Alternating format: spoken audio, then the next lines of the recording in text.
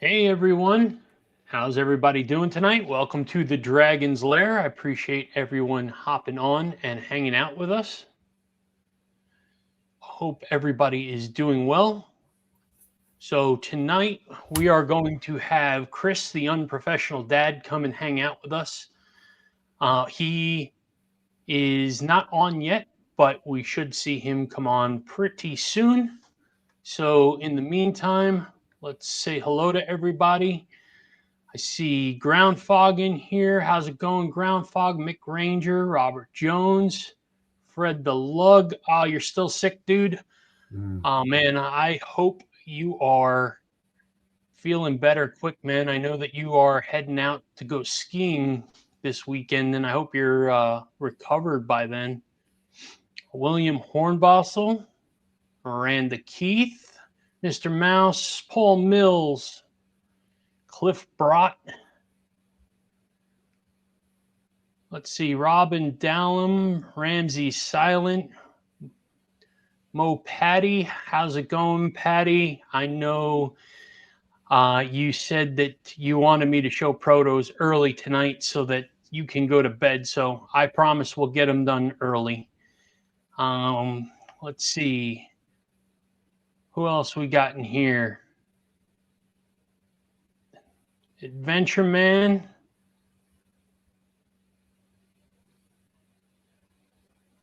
None for now. All right. Hang on a sec here. Let's add Mr. Chris in.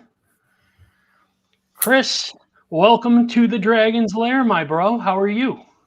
Good, yourself? Good, buddy. Good. Glad that you could make it. Appreciate you hopping on with us. What's up, man? How are you? Good, yourself? Doing okay. I can't complain. It's an exciting time for us. Heck yeah, I'm happy for you guys, man. It's really good to see you. Yeah, appreciate it. You know, you're one of the guys that really got us, started off and kicked us off. So it's great being able to share this with you. I appreciate that. I had nothing to do with it other than just understanding and realizing exactly what I was looking at. You know, I have a lot of experience in that, and I told you at the table that night, I knew what I was looking at. I saw success sitting all over you all, so I already knew. Well, say hello to my dad. He's in the chat as well, hanging out with us. So that's Daddy Wyvern for those of you cool. that nice. Want to know. So yeah, but you know, you said yes. Two big creepy dudes are like, "Hey, want to go to dinner?" And you're like, "Okay." Well, you know, the worst that was going to happen was I was going to get fed. You know, after that, whatever. You know, I would just take my chances. It's a roll of the dice. But you're like, "You got knives?" Okay. I was in Atlanta. It was like, I'm on a trip. You know, it's once in a lifetime. Let's just go for it. See what happens. I'm just playing. But yeah, that was a great trip. That was a great night. I appreciated that. That was awesome. Yeah, that was awesome. That was such a good trip. And not only did we obviously make a lot of headway on that trip with, you know, who we met in the knife world, you know, as far as business goes, but got to meet a lot of people that became friends. Chris, you were, you know, first and foremost, I think, on that list for us as far as that goes. I mean, we've been in connection virtually every day since then. And, you know, it's pretty cool. So, and you were really probably, I guess, the first person outside of our own inner circle, really, that got to see what we were working on. You know, you were the first, what we would call an outsider at that time, to see the project. And so, you know, you were initially really excited about it. And to us, that meant the world, right? That was what we were doing it for, was to have somebody tell us, yeah, you're on the right track. Yeah, you're doing what you're supposed to be doing. Yeah, this is a good looking project. So it was really cool of you to take the time to do that. I appreciate that. Yeah. A long time ago, I was sitting at a table with some guys, and we had this story. We was talking about a horrible ice cream truck situation the day before with his daughters, and he was asking, you know, you think that there's any money in that? And we had the next 6 months we was talking about it and built a snow cone company, you know, and who would have ever thought that you could turn it into what it is now. And it's a massive, massive company. So I've experienced seeing people take stuff that most people would never see the forest for the trees because nobody wants to put in the work. But I know what can happen when people do put in the work. And as soon as I saw that, I remember even saying it, as soon as that 3D model of that knife popped out, I was like, oh yeah, these guys, listen, it's already a foregone conclusion. They're already there. Now you just have to take the steps out of the middle. But it was already destined to happen. You know, anybody that puts that much work into it, I say it all the time, work is the dirtiest 4-letter word in the dictionary, but it's the only one that'll get you where you want to go. And you all put in the work, and that was obvious. So you deserve every bit of your flowers that you're getting. And that knife is daggone awesome. I appreciate that, man. And, you know, it means the world to have somebody that is as big of a supporter as you have been for us. It's when you're charting uncharted territories, when you're wandering uncharted territories like that, to have somebody that is in the community that isn't biased to our project, you know, sing its praises, it kind of gives you a good understanding of where you are and everything. If you're on the right track, and I mean, everybody's feedback was excellent, and I can't say that there wasn't anything that we weren't expecting either. I think going into it, we knew there was going to be some feedback that's, hey, change this, or hey, you know, you should probably do that. And I think we tried to listen. That was a big thing, right? It was one of those things where we were students now. That's awesome. So, you know, well, people love buying stuff. People love spending money. That's why QVC and all that other stuff is out there. People love spending money. So if you have something that people like, it's going to sell. All you have to do is come up with it, you know, and put it out there. And I used to tell people, it's a numbers game. If you tie a contract to a dog's tail and you run it down a beach full of people, somebody somewhere is going to stop that dog, be like, ooh, what is this? They're going to read that contract and they're going to sign it. It's a numbers game. But when you do have a product that's as good as what you all have, it takes a lot of those numbers out of it. You know, we're in a knife community, so people love to buy stuff, and especially when it is a good knife. And that thing is awesome. I mean, it's massive. It's huge. It's just, I can't wait until it's available. It'll be taking the place of the 8010 for me. Wow. That's wow. No pressure, right? That's a pretty big tall task there. That's some big boots, buddy. Yeah. So and we're gonna show it in a little while. I did promise Mo Patty that I would do it early. She's wants to get to bed at a reasonable time, and I don't want to hold her out too long. So me too. Here it is. Good night. That's funny. But you know, the other thing about this project is your first knife, we're putting out a premium blade, right? We're not trying to throw a budget out there. We're throwing caution to the wind, and you get that wrong when you're asking for what you have to get for that knife.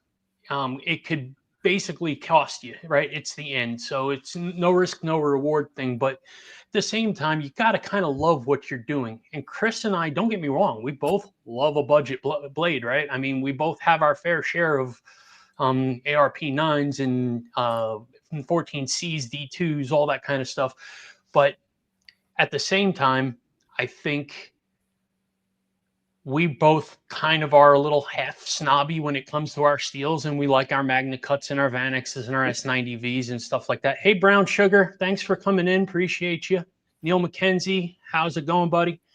Well, so, Chris will tell you his 3-knife challenges whenever he's got a 14C 28 in. I'm like, I want that one. So, yeah, still a big deal. Yeah. 14C is a fantastic steel. I mean, you know, it's until these crazy premium metallurgy Fanatics came out with these wild steels, I mean, that was the cat's meow, right? So, Yep. I mean, I think I think you went the right way coming out of the gate with the premium knife. I really do. Number one, you have to believe in yourself, or nobody else is going to believe in you. And you're also in an industry here. We just talked about it last night. There are so many knives coming out. There is so much gear coming out. It's every other day we have another drop, another knife company, another brand, this, that, and everything else every day. So when you come out with the budget knife, you know, it might not get the attention as a really premium knife that catches the eye, that's got the materials, it's got the blade shape, it's got the blade steel. I think you have to come out swinging, you know, and after you've made a name for yourself, after you've really, you know, it's that girl that walks into the prom. You know, when she walks through that door, she wants to be decked out so that all eyes turn to her. So she gets all the attention. And that's exactly what this knife needs to be. The first time out, it needs to be something that's going to steal the attention. It's going to make your name known. Then once people realize, oh, these guys know what they're doing, then everything after that is going to be easy. And you're going to start putting out those budget knives and people will just snatch them up. And I think you did the right thing coming up premium. Ramses, you and your sayings, man, you're hilarious, dude. Thank you, buddy.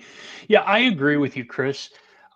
We wanted to, for lack of a better word here, right? We wanted to hit the public in the face with this and, you know, make sure that they know we're here. And I think everything that we're doing is exactly that. This is made for attention.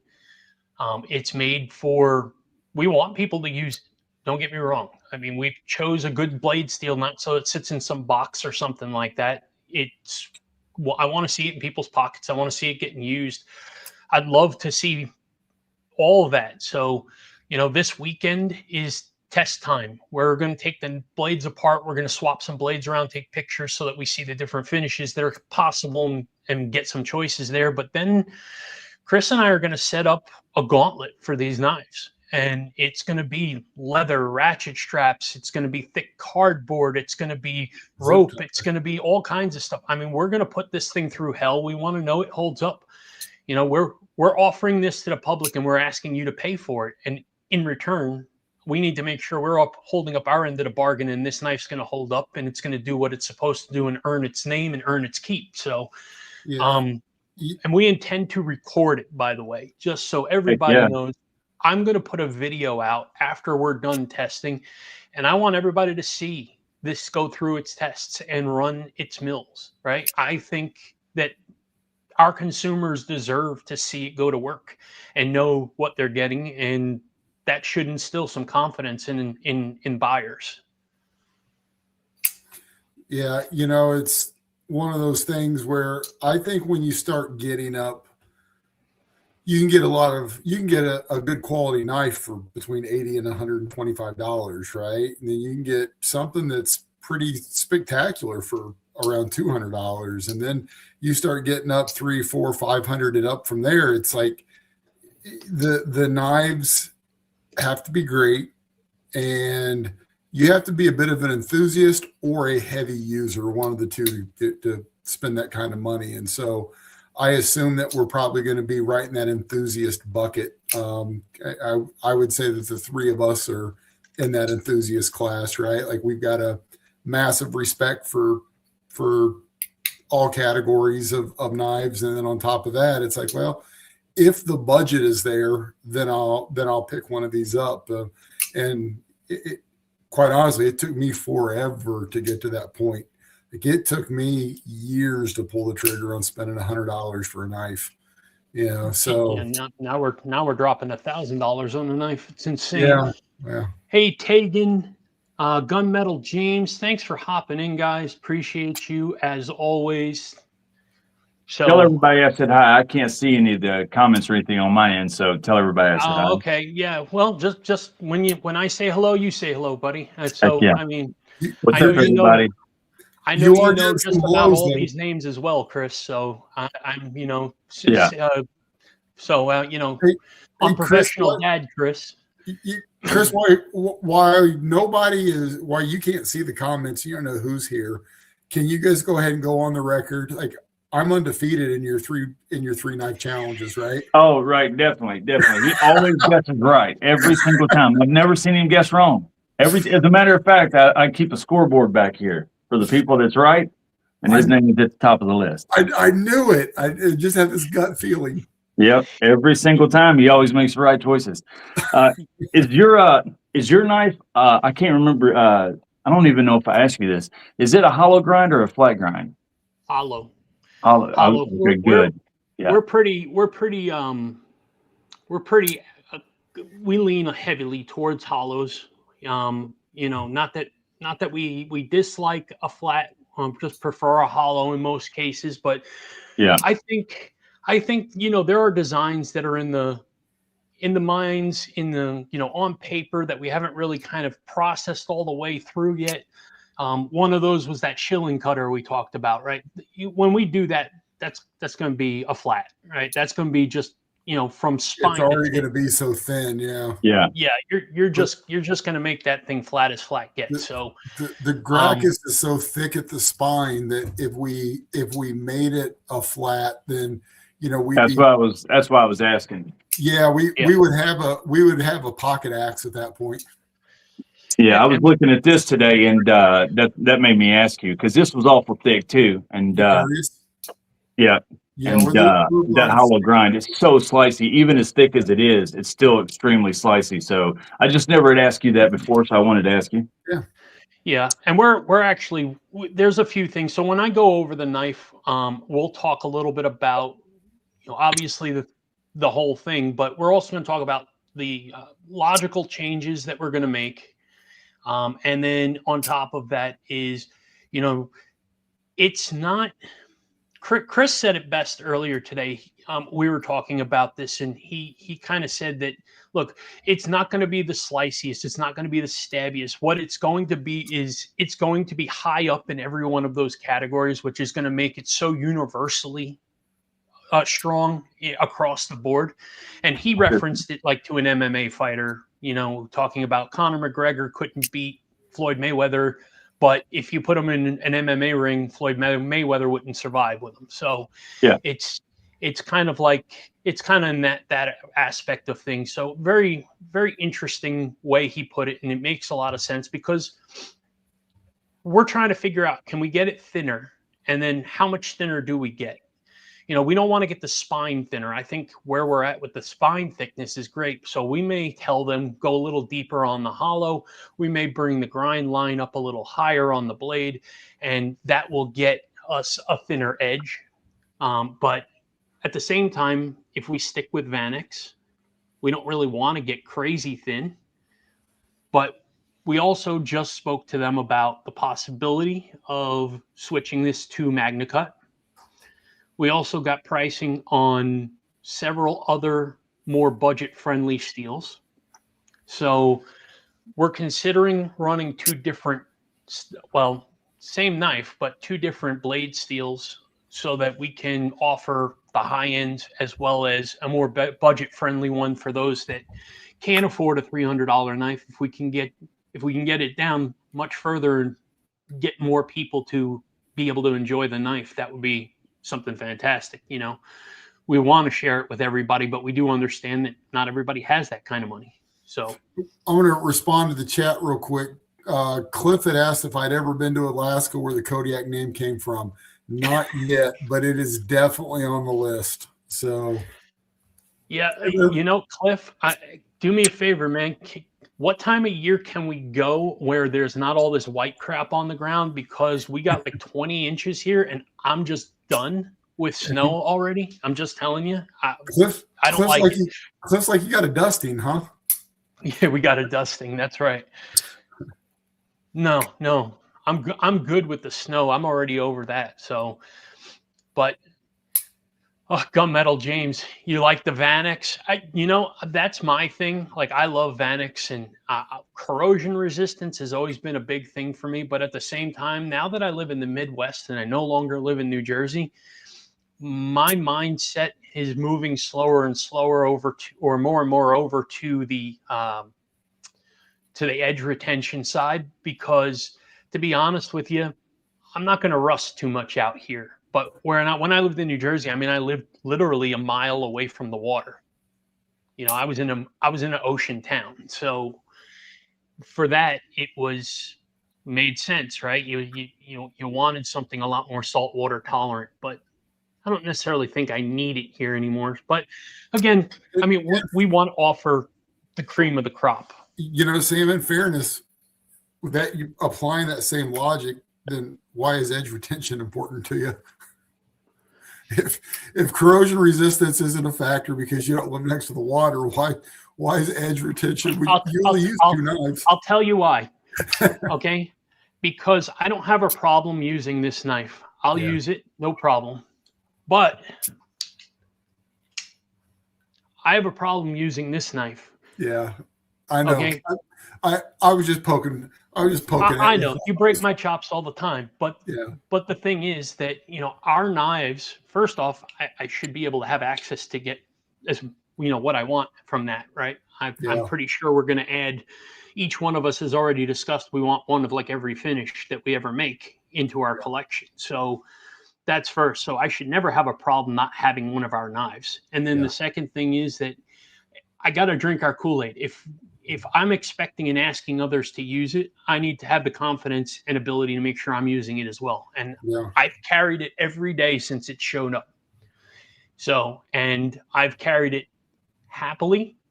And I have to say, and we've talked about it a little bit, but the pocket clip on this thing is outstanding.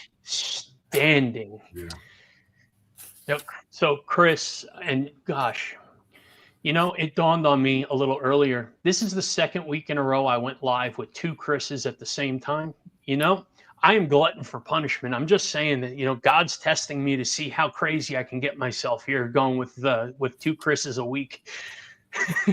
You guys are doing a great job on your lives, by the way. This whole idea of getting guests on your lives, that's an awesome idea. It really is. Bringing in other perspectives and stuff, that's a great idea. No, I appreciate that, man. You know, we love the community. We love having the friends that are in the community. And that's kind of a lot of what this is hanging out with friends.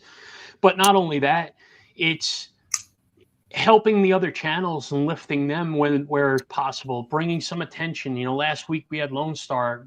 You know, go to Lone Star, buy American-made knives and EDC gear. That's awesome, right? I love his message. I love the store. Chris is a great guy. I want to help him, so please do. Right? I took a look at your channel earlier. You're coming up on 4,500 subs, man, and that's incredible. I mean, Chris and I were talking about it earlier. He said he was like sub number 28 or something on your channel. Yeah. I mean, he's an early follower of you. Yep. Right. So, I mean, look how much you've grown just from the time that we've met. Yeah. It's, I don't get it or understand it, but I don't take it for granted either. I'm very, very, very grateful. It just, I chalk it up to everybody keeps telling me, well, not everybody keeps telling me, but I keep telling everybody that, like, the giveaways and stuff, I do that all completely for selfish reasons. Everything that I do is for selfish reasons because I truly 100% believe in karma. And, you know, what goes around comes around. And I believe that life is, you're always stacking chips in your favor or you're losing chips, you know, and karma is the chips that I play with. And I'm always trying to stack as many karma chips in my favor. That's why I do the things that I do so that it comes back. So it ain't because I'm like super nice or anything like that. It's just I'm kind of greedy and selfish, and I'm trying to have that karma come back. You are one of the nicest people. Yeah. You are one of the nicest people I've ever met, Chris. I think, dude, I appreciate that. I'm not saying that you aren't doing it for karma, because I mean, I think to some degree we all are, right? I try to be really good in this community and help and give where I can and support where possible, because I hope that when I need the support that those people are going to be there for me, right? I'm not necessarily even having to be financially, just whatever it might be. If I need a sub, if I need somebody to show up on a live for me, right? That's still something of a value. Time is value to me. And my my why in life is connecting and helping people wherever I can. I mean, I don't, there's nothing that I truly enjoy doing or value doing if I'm not connecting authentically with somebody. And I think that's really what attracted me to your channel. It took as a Hoosier, it took everything in me to want to like you with that big K flag behind you. But yeah, but it was one of those things where I was like, man, this is most genuine dudes. You know, I appreciate that. Your kids were involved. You were just real and transparent. You weren't trying to be perfect. You were just up there authentically being yourself, and that's what attracted me to your channel. So I appreciate that big time. So from somebody that knows you, I would say that yes, just like Sam said, yes, that you probably believe in what comes around goes around. That said, I know when you helped Blade Walker, man, you were legitimately on cloud 9 because you were making a difference in somebody's life, and also in the community and how the community rallied around that. So I think that you can try to tell us it's selfish, but there's no way I'm buying it. I appreciate that. That was a highlight of the things that I've gotten to do since starting this channel was that right there. That was a big thing for me. I really enjoyed that, and I think the dudes had a hard way, you know. So anything that we could do. So yeah, I really do. I appreciate that. And speaking of Hoosiers, I was just watching a whole bunch of John Cougar Mellencamp stuff a little bit ago, and he's a massive Hoosiers fan, you know, and it made me dislike him so much more. I'm just playing. No, I love John Cougar Mellencamp. Yeah, he grew up in Bloomington. Yeah. Real quick, I got Shay in the house. Appreciate you hopping in, Shay. Kelly's Mishmash. Thank you, Kelly, for hanging out with us tonight as well. And I saw a question before from Mo Patty, and she asked, will there be a mini version of our knife? So, Patty, you know, I never even honestly gave it a thought, to be honest. Not to say that I wouldn't be willing to consider doing a smaller version of it. Just, it was never in my mindset. I think Chris and I are kind of on the plane right now of let's get one out there, and then we can worry about what knife number 2, 3, 4, 5 are going to be. So I won't say no. I just don't want to say yes, but I will say this. I can tell you that the knife that we have going with concept is smaller than the Gracchus. We're going to tone back some knives and make them a little bit more realistic in some cases.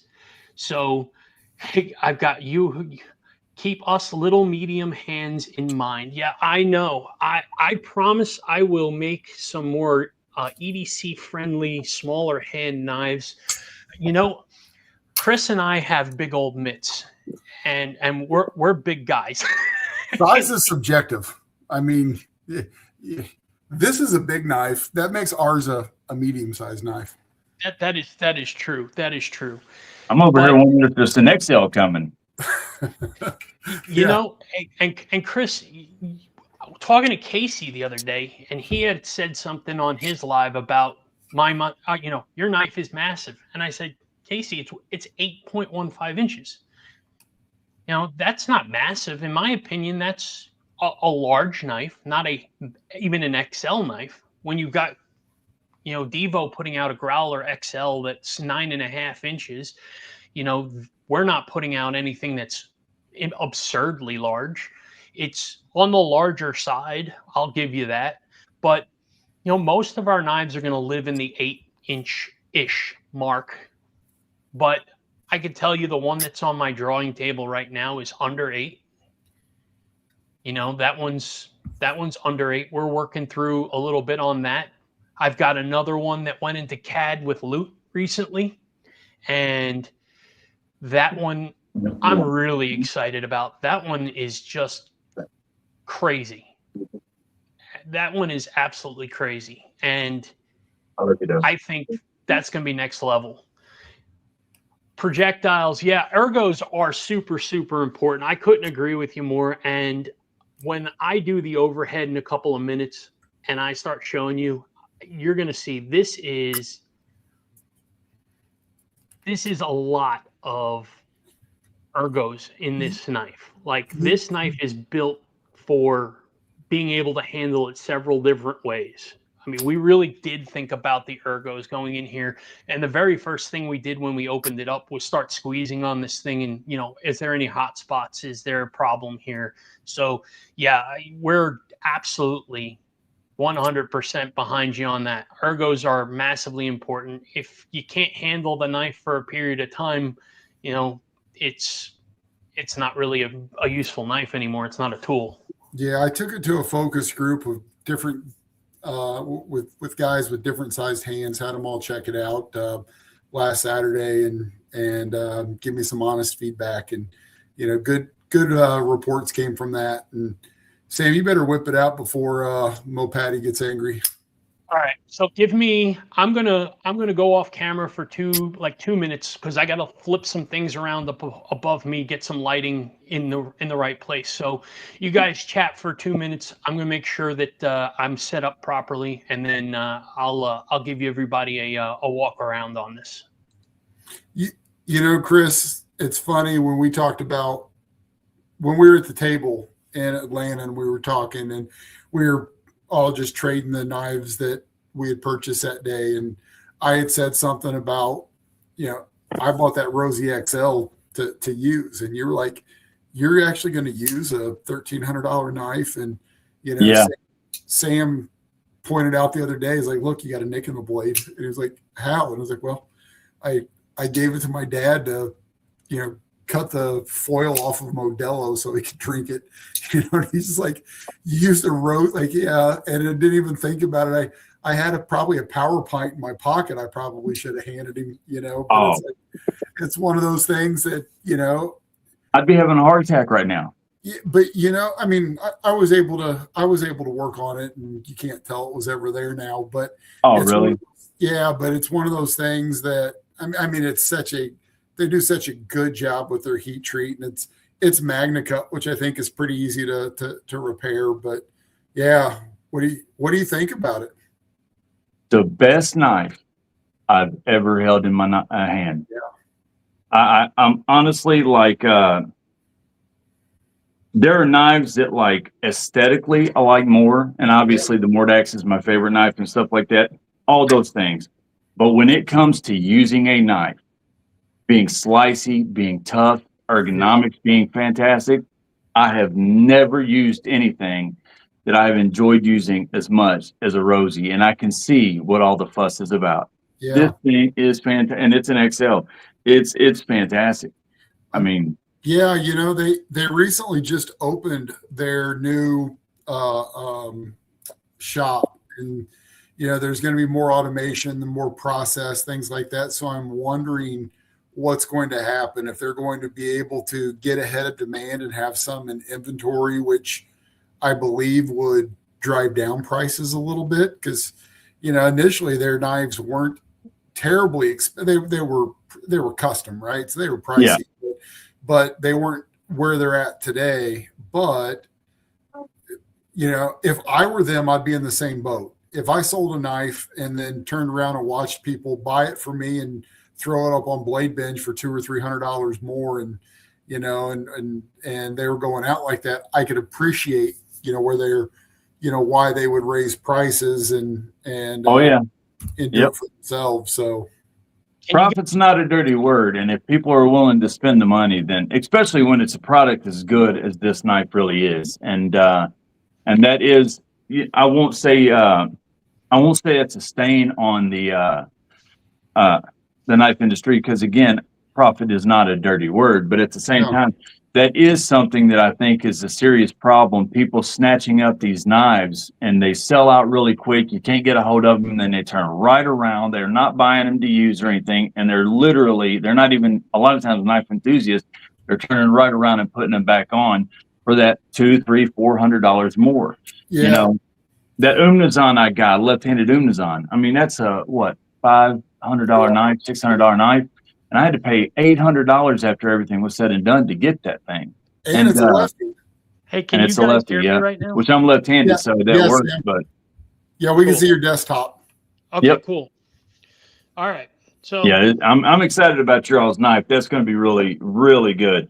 I love the fact that you all did Vanax too. And he was talking about not needing it because he's in Indiana, but you really do have to think about, you know, the end user. And a lot of people are going to be in areas where they're going to need that 100% corrosion resistance and stuff. I think Vanax was a great idea. It really was. I think your knife is going to be one of those Goldilocks knives, size-wise, blade steel, everything else. And he was talking about it being very versatile, jack of all trades, but an ace of none, not spectacular at anything, but it's consistent across the board at every task. That's awesome. That's why I think MagnaCut ought to be the steel that we use, because I put MagnaCut in that same spot. It's safe for any design. It can be toothy or polished. It can be, you know, it's tough. Yeah. It's corrosion resistant. It's good edge retention. It's not a pain to sharpen. There are just so many wonderful. It is a very safe choice for a knife steel. It also has a huge. It also has a huge. Not following is the wrong word. There's just a lot of buzz about MagnaCut. I mean, you put MagnaCut on a blade on a knife, and you immediately have that many more followers and people interested in it. You can command a higher price because MagnaCut is the thing right now. That's what people are really looking for. Either one, I think, is going to be great, though. Here's where the issue is with MagnaCut, more than anything else, is not every company can heat treat it the way it should be heat treated, and so you have to be really careful as to who your OEM is and what you're choosing. Now, I could tell you that one of my favorite knives. I can't hear anything. I think we froze up. Oh, no, there we go. Can you hear me? Yep, I can hear you.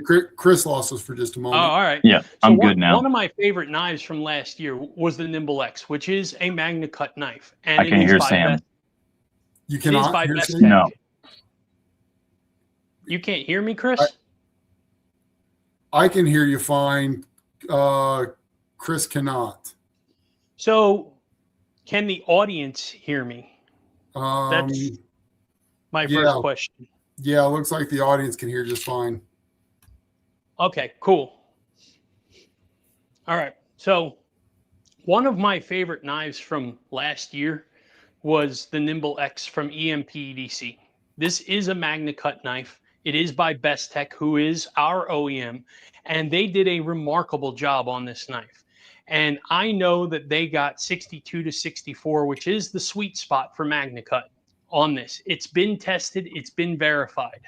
So therefore, I'm confident that Bestech knows what they're doing. And because of that, I'd be willing to do MagnaCut through Bestech. But I've also heard companies like Kubi that can't do it. So they are like getting it like 60 to 61, which is a little bit soft for MagnaCut.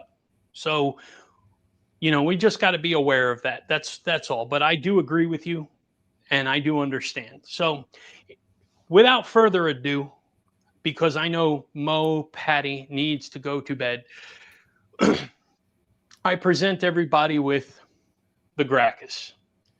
And this here is the gray PVD version. I have a bead blast version with me, and I have a full DLC version with me. Chris has the other 3 prototypes with him, and he'll have to hold them up to the screen because I don't think he's set up for overhead like me. I am not, but yeah, it's Which versions do you have, Chris? You have a stone wash. I have a stone wash. I have the dark stone wash, the bronze. Bronze stone wash, which came out outstanding. And then I got the one everybody wants that was supposed to be blurple, but turned out it's pinkish with blue. Yeah, which again, as a happy accident, I really do enjoy it. Yeah, it is super cool. So let's do a walk around on this knife real quick for everybody, because I think going through some of the details on this knife and is important here. So one is we've got our beautiful milling pattern on the handle here, and I've heard some people talk about some other knives that have similar milling patterns, but to be honest with you, really like the way this came out. It's there, it's subtle enough that you can feel it, but it's not super aggressive and deep, which is something that I think Chris and I both really liked about this. It does have Timascus pivot collars on both sides.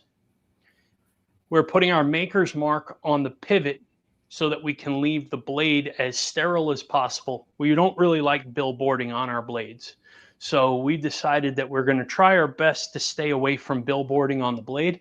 And we're really going to try and get to a point where we give you a clean blade and we can give our marks in less conspicuous areas. We'll call it that. So we do have a titanium wraparound backspacer. The backspacer is about 60% backspacer on that. Milled titanium pocket clip. It is obviously a frame lock. And underneath that pocket clip, as you can see, a nice ramp right here, by the way. Underneath that, and you can kind of see it right there, there's a flat area. And what we did with that was we wanted no pattern underneath the clip so that it wouldn't wind up causing any of the fabric to bunch up when you're sliding it in and out of your pockets. So we thought about that. In addition, we put our lock bar relief cut on the inside of the lock bar, not on the outside of the lock bar. So it is on the inside there where, again, it won't cause any issues with it bunching up when you're trying to put it in and out of your pockets. So that is the outside here. Flip it open. The knife. So nice hollow grind on this. This one is belt satin DLC. Obviously, it says prototype right here on the knife. Obviously, that won't be there when the production model is going to play, but that is there for the time being. Big, deep finger choil over here. Beautiful, big, thick, flicking hole. Now, if you look at the spine, obviously, you can see this thing is a pretty substantial knife. To give you some perspective on this, I'm going to, this is a Kunwu Padre. So it is thicker than the Padre. You can see how that one compares to it going side by side. And then again, you've got this jimping here, a little bit of a space, and then you go jimping all the way down the front of the swoop down the front of the knife as well. Ergo's in hand, 4-finger grip, lots of room, no hot spots, no pinch points, very, very comfortable. Even at a flat side, it is very, very comfortable. You get in here, you can choke up. Thumb is on the jimping here. If you really want to get into something hard, you can put your thumb way out on here and start to go to work and really get in there if you need to. So this knife is built for various hand sizes, various grips, various needs, and the idea behind it was completely that. Now, I did want to point out a couple of things that we do know that we're probably going, well, we do know a few things that we're going to change for sure. One thing we're definitely going to do is this screw here is going to go away. And we're going to put an internal stop pin barrel instead. Unfortunately, we tried to get an internal stop pin over here. There's not enough room inside of the mechanism for it to do it, so we're going to have to put a stop pin in place, but it doesn't need to have hardware on the outside, so we're going to do that. In addition to that, we're probably going to see if we can put screws only on the lock side. Therefore, this entire side should be completely clean. No screws showing, and it should just be a beautiful, clean knife. Next thing that we're going to do is, as beautiful as this jimping is, and Chris and I love this jimping, but the one thing is that right here, your hand slides because you're using the jimping over the top of the scales. So we're going to add a little bit of texture on both sides of the scales, just, you know, what is that, 1/4 of an inch or so that your thumb doesn't skate if your grip lands you here. If you're here, you're not going anywhere. You're locked in. This is amazing jimping. So no worries whatsoever on that. And then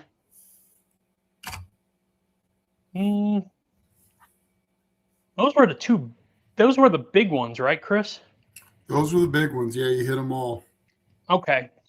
So I did want to show everybody, and first off, just so that you can see the action on this thing. I mean, I'm not even flicking this closed. Once I release it, all I'm doing is I'm doing the Sever 7. Okay, I'm going from 3 to 9, and it just closes itself. So the action on this thing is absolutely outstanding. You can reverse flick it, you can thumb flick it, and it drops closed. It's outstanding. But I did want to show you all something really quick. And that is, you're all used to probably seeing some of my reviews. And when I do it, I pull out the handy dandy test pants. Best Tech is the OEM. Yes, Best Tech Hold is on, the buddy, I'm OEM. doing a live. I'll be right there. So I just wanted to show everybody this pocket clip has an outstanding ramp on it, gives plenty of room underneath for the fabric. So it slides into the pocket. It is deep carry. As you can see, it goes right in all the way to the very end of the handle of the knife. It's tucked away beautifully. Okay, it's moving, but it's not moving inside of the pocket. You see, it's got plenty of retention, so it's holding on just fine. And coming out, it comes out just as smooth as it went in. So that pocket clip is an absolute A+, outstanding. It's not going to damage your pockets over time. It's not going to wear away your seams or fray anything, because I'm sure all of us that carry pocket knives all the time, if you look down at our pocket, there's always that one little spot that looks like a dog chewed on it, right? So that is the Gracchus for you. So again, I've got black DLC. I have a gray PVD. And then I have a bead blast version here. And then Chris has a bronze stone wash.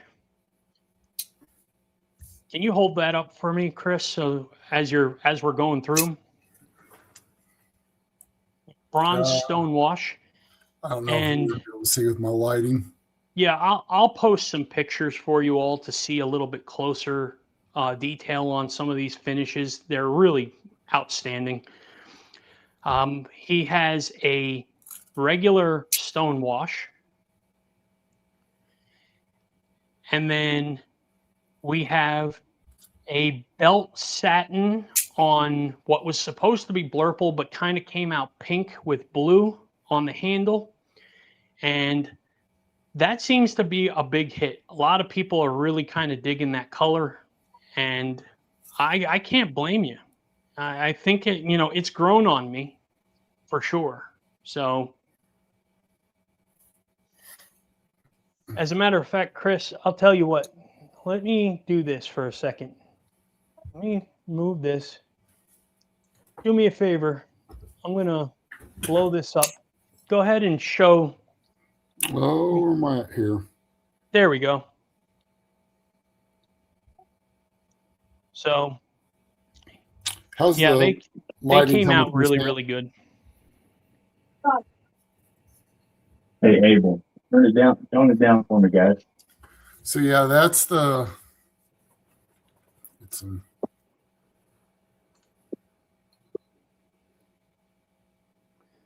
Yeah, that came out really cool, man. I dig it. I dig it.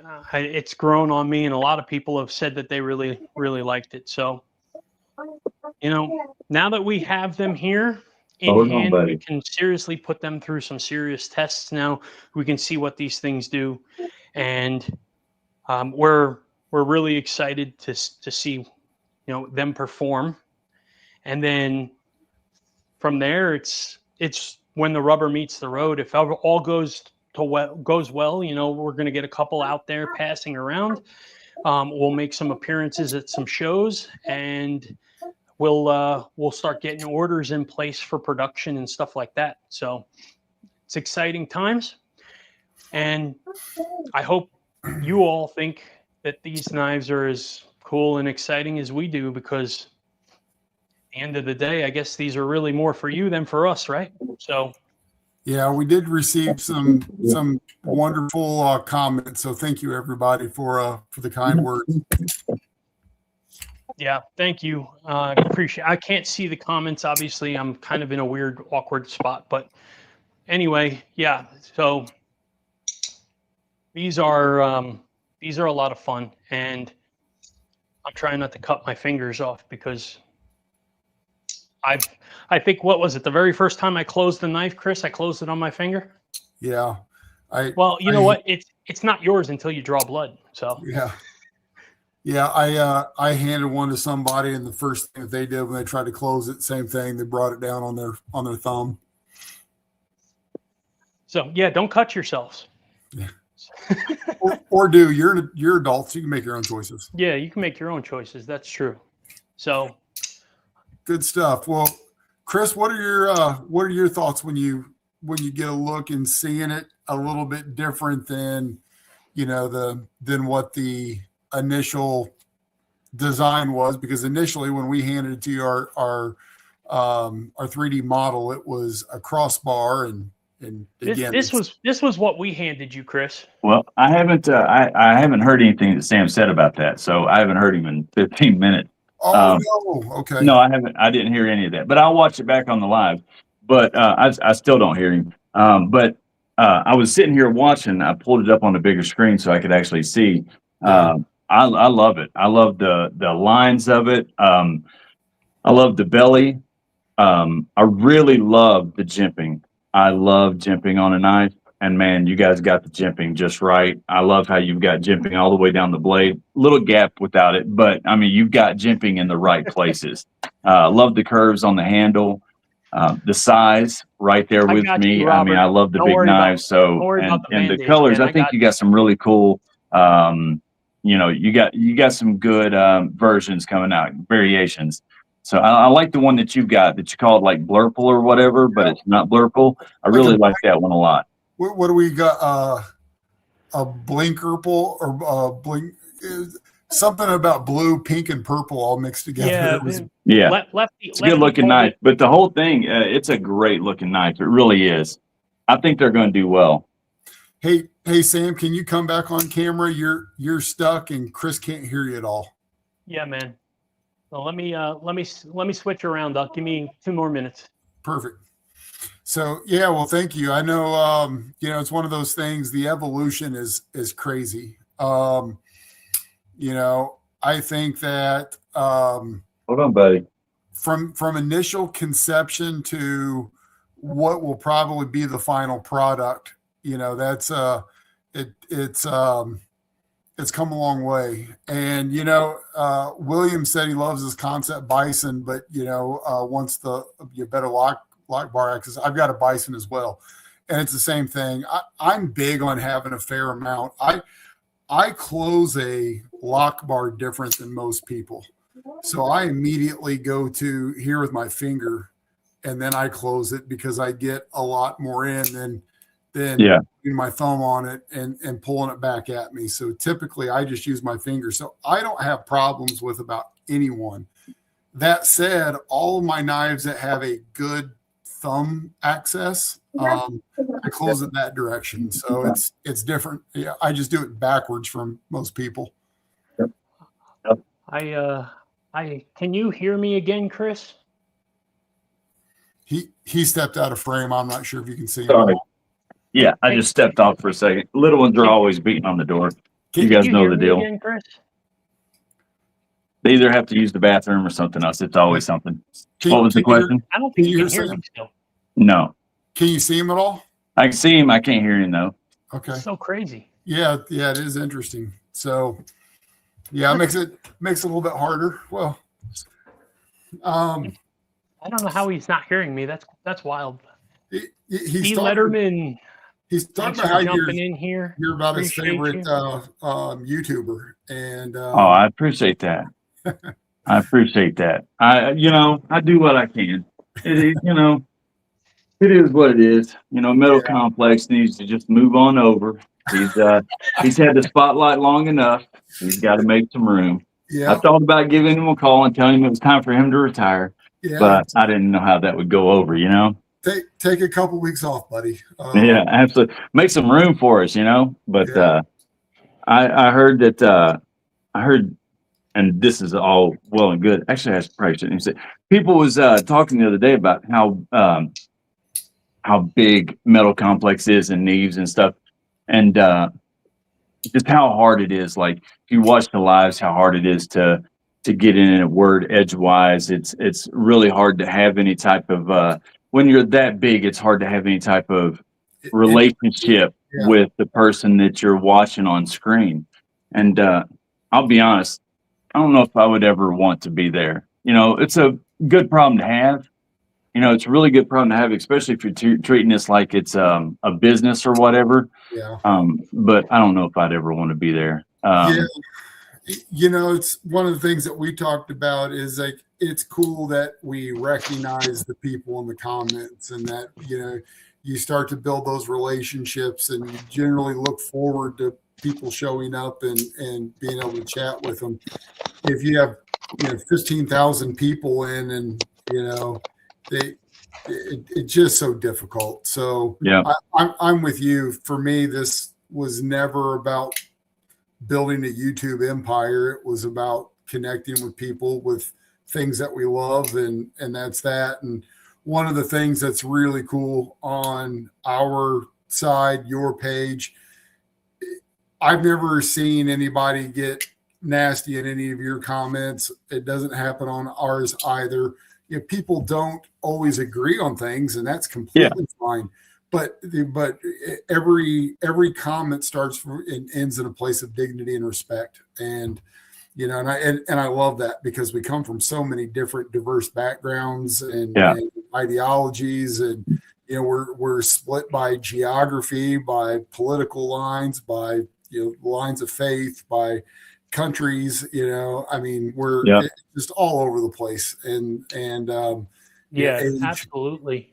Yeah, I even I've got people on TikTok. They'll tag me with videos and stuff all the time.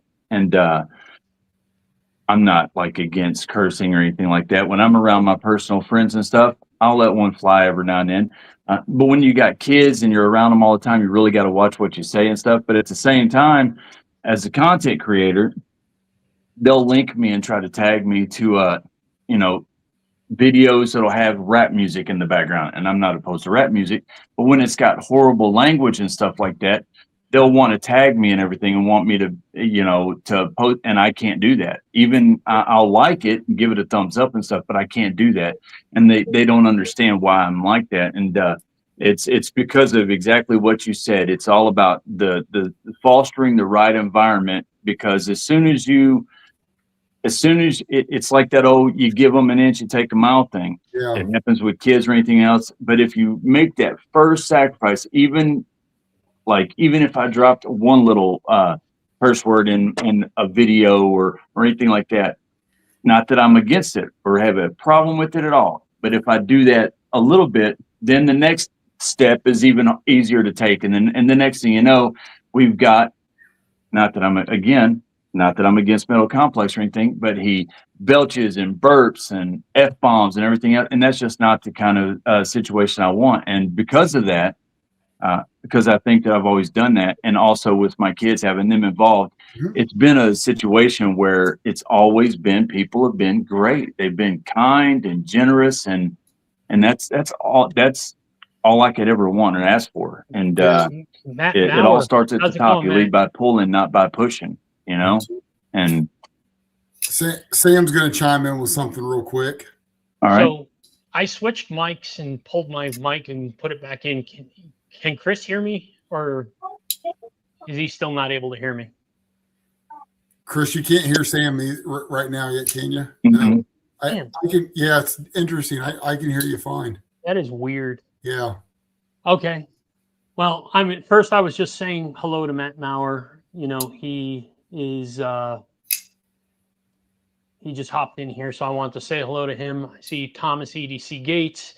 So 1931 Leatherworks, Dan Stan. Appreciate everybody hopping in here and hanging out with us tonight for a little while. Brown Sugar, how you doing? So yeah, I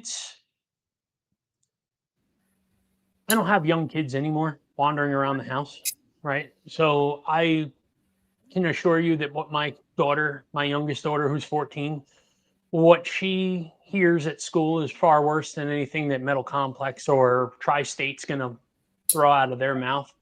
So I don't get too concerned about it, but at the same time, she just doesn't really care about this stuff. So she's not looking and paying attention like Chris's kids are, right?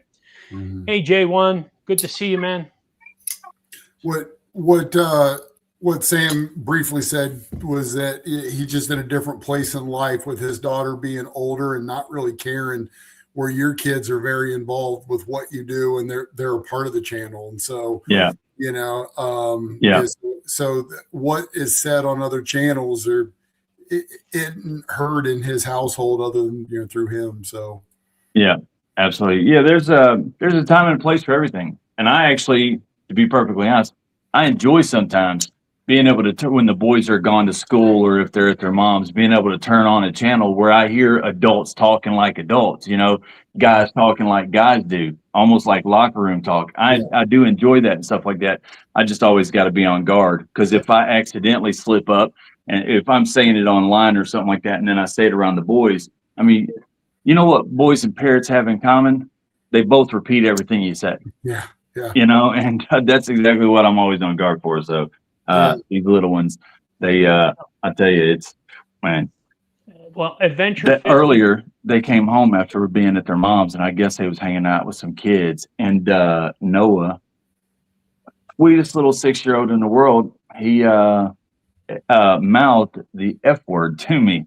And he didn't say it, but he mouthed it to me. And he said, I learned a new word. And I said, what? But he mouthed it. So I knew he knew it was a bad word. Yeah. Oh, man. I was like, yeah, that can't happen right there. That's why I'm always on guard with what I say and stuff. But yeah, I'm not opposed to it. It's but regardless, I'm so excited for you guys. You guys are Sam is an amazing designer. He's got some really good stuff in the pipeline. I've seen his drawings. I'm probably going to tell him to put my name on one or two of those. He's got enough. He don't need any more. I'm just playing. But yeah, you guys have such a big future ahead of you all. I'm so excited. There will be a day very soon where people will be like Lucas Burnley, you know, Chris Reeves, Winkler, you know, on and on and on and on, and Wyvern Kodiak is going to be in there as well. It's just a matter of time. It's going to happen. Very flattering it's going to happen. Say that. And it's don't make me blush. I hate blushing. Yeah. Sam says he's blushing now. So you know, but it's one of those things where the goal and the desire is to have a creative outlet to be able to bring knives into the market that don't exist. It's not about bringing the same knife with a slightly different twist on it, and that's inevitably going to happen. A knife's only shaped, so a hand only holds a knife in certain ways, right? Our hands are essentially shaped the same, and so from a utility perspective, there's only so much you can do. So there'll be influences, but the idea is to bring something that's different that we haven't seen whenever we possibly can. and to really try to get something that can be used out there. That's really the big goal. I think you're on track, and that you're right. That is the goal, and we create these things because we love them and we want people to love them and use them. And I think you guys are definitely on the right track, and I'm even more excited for the next one to come out, because when you do create a budget knife, that's when, the first knife is going to sell out regardless. It's going to sell out because it's going to be limited, because it's going to be new, because we're in a knife community and people buy these things. They just, even if it was for no other reason that they were limited, people will buy them up. But the next one, when it's a budget knife, that's when you're really going to be able to take the temperature of how big of an impact your first knife had, how many people learned about it, how many people, what the buzz was. Because when people are waiting and in line to snatch that budget knife up, that's you'll start really gauging the temperature of what the community thinks about your design, how well the first one went over, how eager they are for the next one. And then it's just putting one foot in front of the other after that. And I mean, it's literally a foot race. You guys are going to do well. Yeah. Appreciate that, man. Hey, I just wanted to stop real quick for a second, say hello to Adventure 50. I saw him in here a couple minutes ago. I appreciate you hanging out with us. Lance Foley, I see you in here. Thank you, buddy, for hanging out. Grizzle Bear Leather Crafting as well. And just a second ago, our boy Rob's Nerdy Knives came hopping in here. What's up, Rob? I appreciate Rob. I'm always a fan of Rob's channel, hanging out on there. So and Sever as well. Up there, Sever7. Hey, dude, good to see you. Appreciate you coming in here, man, and hanging out with us for a little while tonight. Always a pleasure having you guys with us. Henry G is in the house, and I can't believe I didn't make Henry G a moderator in the past. I must have missed him. Sorry about that, dude. You are a moderator now. So you can let Chris know. I make everybody a moderator that comes in for the most part, if we know them, because I love having a whole group of people that'll police the entire room for us. And if they want to share their channels or whatever, they can. So Sam was just saying that he makes about everybody a mod that we recognize. So if anybody wants to share their personal channels or also be able to police the room, gotcha. Absolutely. We've got plenty of people keeping the community strong. Heck yeah. Well, listen, guys, I've got little ones out here, and they're beating on the door. They're starting to get ready. It's I actually was able to go longer than I thought I would, so I'm really excited. And I'm happy for you guys, and thanks for having me on. Hey, everybody, it was awesome hanging out with you guys again. I'm gonna go get some little ones in bed and get them taken care of, teeth brushed, all that other good stuff. So thank you guys. Sam, I didn't hear you, but dude, you did a great job. You man, you guys are awesome. Love you guys to death. Have a good one. Dude. All See you, man. Take That was awesome having Chris in the house with us, man. I love hanging out with the guy. He's, besides him being so uplifting in the community, he's just a wealth of knowledge from all different angles, right? He's lived a pretty extensive life where, whenever I'm trying to decipher things during the design, sometimes he makes sense of it when you and I aren't making sense of something, right? So he's a good sounding board. Sam, are you speaking? Yes. I'm just kidding. Yes, and I know you can hear me, you big jerk. Mo Patty called me a big jerk earlier too. So when you know, she would know that you are a big jerk because you are. Fair. No, I agree. Chris is such a good guy, and I love the way that the perspective that he brings, and he really cares about people and wants to do whatever he can to help make everyone's lives better around him. So love seeing him there.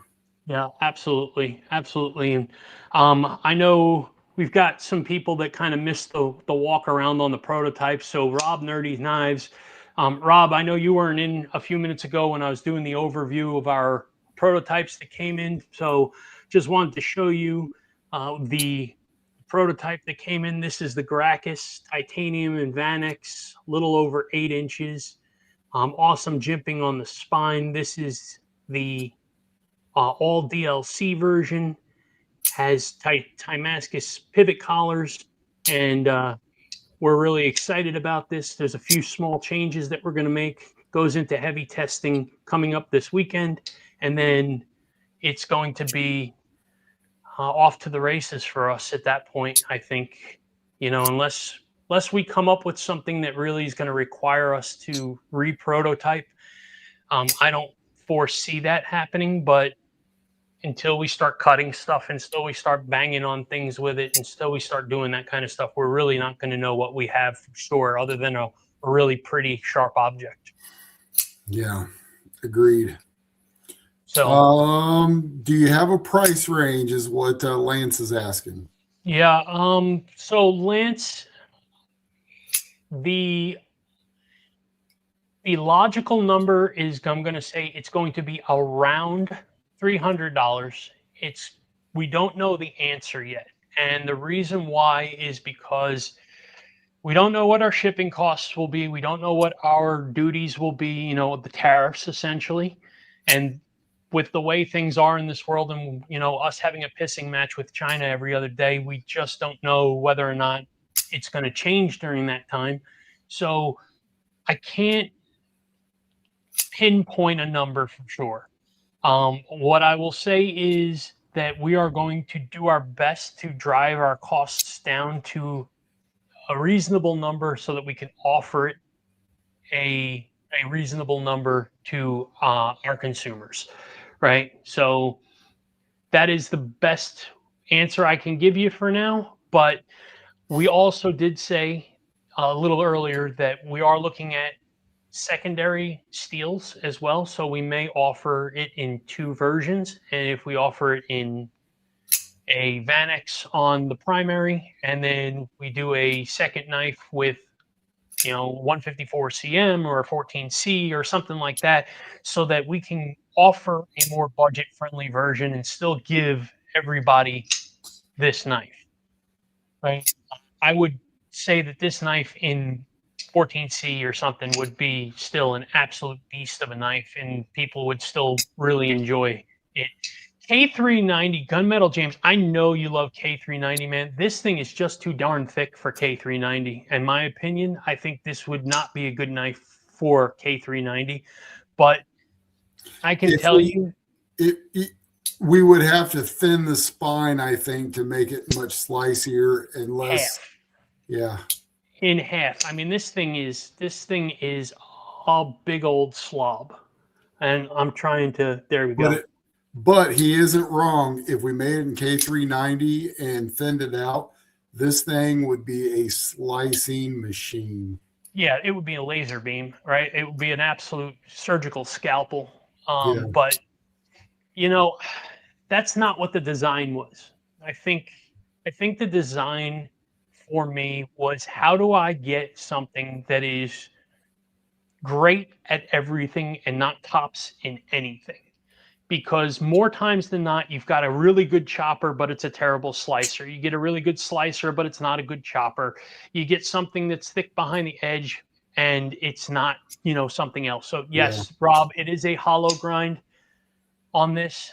So I'm trying to get you the best views I can, buddy. And I assure you, I'm going to get these in the pass around group. I'll get you one for sure when it's time. I'll let you get it in hand.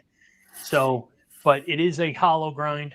So we will stay with a hollow. We're not planning to change that for sure. We're just going to do a little cleanup. That's the best thing we can do. So Adventure 50, 150, I agree with you. 154 is a great mid-price point steel. Here's the issue. Behind the scenes, if you saw the numbers in the difference between 154 and what they're asking for say, like MagnaCut or S90V, you'd feel differently. And the reason why is because they're just not offering it at a cheap enough price for me to probably think about doing 154. I'm not completely and utterly washing my hands of the idea because, to be honest with you, I negotiate. I'm not going to pay what they ask me for anyway. So I'm going to negotiate the price anyhow. But if they're not going to move enough to make sense of it, I don't know that I would. So Rob, Nesmuck, you asked. Let me ask you something, man. I have no idea what to call this blade shape. I'm gonna blow myself up for a second, Chris. Yep. I don't know what to call this blade shape. It is Nesmucky, right? But it's a Nesma foot. Yeah, it's a Nesma foot. I mean, that's just what we got to call it. I didn't really create this shape with any other blade shape in mind.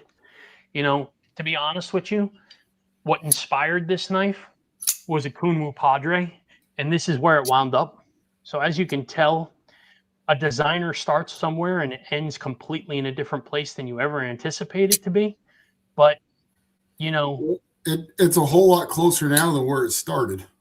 Oh, gosh, where it started was, you know, unfathomable. I don't even want to talk about what that looked like in the beginning. So, yeah, it's not 1931. It's not. It's Nessish, right? It's sheep's mucky. It's drops footy. It's got all kinds of whatever. I just kind of created a monster. And that was kind of the idea. I wanted to create a blade shape that doesn't really exist. I like Nestfoot. Rob might be onto something there. Sheep's muck is good too, but Nestfoot makes me think I want to change the name to Nestfoot. Thank you, Dragoon. I appreciate you coming in here first off, and thank you for the comment, man. I'm glad you like the design. Our goal is to get these things tested quick, start getting them into some reviewers' hands to check out. Either one of two things is going to happen. Either one, I'm going to fly to Texas in March, and I'm going to go to Blade Show, Texas.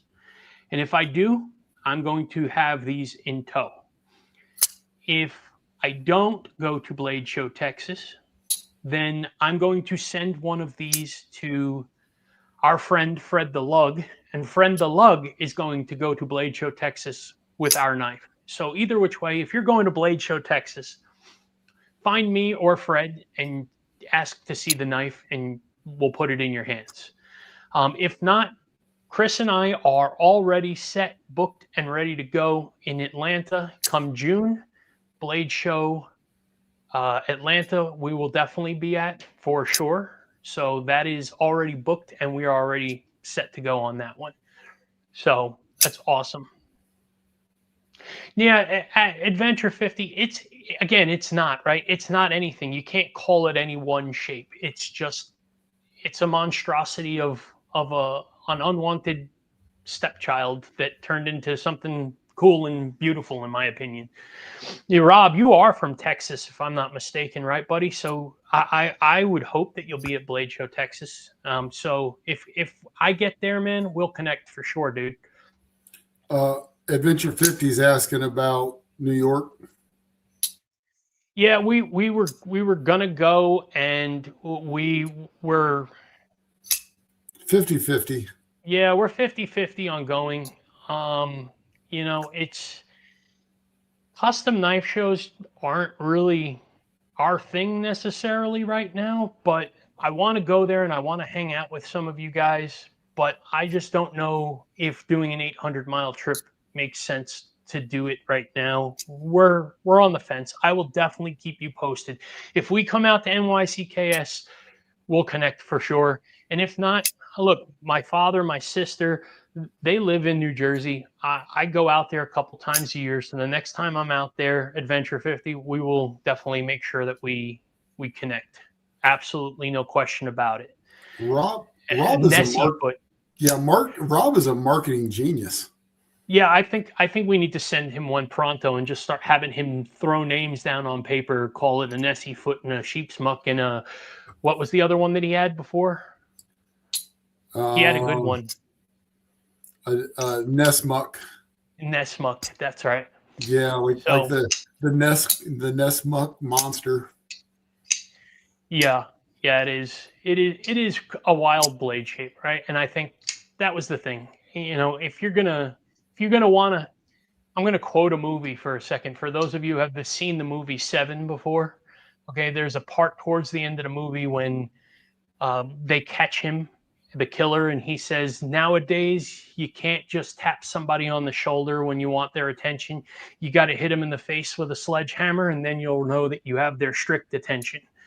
And I think that's kind of the idea here is, you know, how do we make us unavoidably obvious that we're here? And I think that was kind of the idea. Leatherworks Terry, I'm gonna have to jump on your Instagram. I've been thinking about having a leather pocket tool, or I won't call it pocket protector, but just like a tool slip that will hold a couple knives and maybe a flashlight. So I'm going to jump on and check out your stuff. If you actually take orders, you give me a thumbs up. Nessfoot, sheep's muck, and a Nessie foot. Rob is on an absolute roll. So at Venture 50, you're looking forward to meeting the Demko team. Have you met them yet before? I don't know if you were at Blade Show last year or whatnot, but last year I spent a few minutes with Andrew Demko. I caught him on the floor walking back to his booth, and what a gentleman. You know, first off, the guy took time out of his day to give little old me some time, right? Checked out his stuff. He looked at some of our stuff. We had a really nice conversation, and the guy's crazy, by the way. He pulled out the biggest knife I've ever seen out of his pocket, like it was nothing. Like you or I would pull out a Chris Reeves or something, or just a simple 7 or 8 inch blade. He pulled out like a 13-inch blade, and I was like, that defines pocket sword. That's psychotic. Yeah, that was huge. So, yeah, and Rob, you're right. John and Andrew are absolutely super nice guys. Andrew's kids are great too. I mean, we were talking to them at the booth for a little while, and I mean, their whole team. I mean, I love the fact that it's a family business, that they run it the way they do. They put out top-notch products. They stand behind them, and they give plenty of time to their consumers and their fans of their business. So, you know, it's really, really cool. I love their product and their customer service, or at least the way that they treated the crowd. I've never had to use their customer service, but the way that they treated the crowd, they were amazing. I don't think I'm capable of breaking one of their knives. Yeah, it'd be tough. No, that you really have to be intentional. And I mean, and you know this, Chris. I mean, I carry that 20 CV one that you gave me when you did the buy one get one. You know, I carry that probably up until us getting our own knives. I would say consistently that was the knife that I carried more than any other knife the last year plus. You know, it's just, it's great. It's an outstanding knife. So, you know, I thoroughly enjoy it. Shark, a double XL shark lock is insane. Yeah, it is, and that's what I handled. I don't know if I posted that on our Instagram. I know I posted pictures with Andrew on our Instagram, but if not, I think, Chris, you got a small video of me and him together. I think I got to maybe post that as I'll look for it, and get it over to you. Yeah, I'll look back to last year and memories, looking forward to this year's Blade Show stuff. Maybe I'll do that. So, you know, thanks, Mick. I appreciate you, man. I'm really excited about this. Chris is really excited about this. I can tell you that we've spent an awful lot of time on this, a lot of thinking. It was 90 hours on paper, and I can't even begin to tell you. I could go pull the folder right now. The size folder is this thick, filled with drawings that took it from where it was to where it is now. So, you know, truly a phenomenal transformation. And, you know, it's just really, really cool to see our brainchild come to life and become a tool now. You know, it's real, and it's no longer CAD drawings and hopes and dreams. So KR Knives, welcome to hanging out with us in the Dragon's Lair. Thanks for stopping by, my friend. Appreciate you. So, Chris, you know what? Let me do that. Let me grab the folders real quick. I think maybe I'll show a couple of things that I am working on right now. See what some of the folks think. So give me 1 sec. Yeah, and I saw you let me know that I can hit you up on Instagram, Terry. Thank you, sir.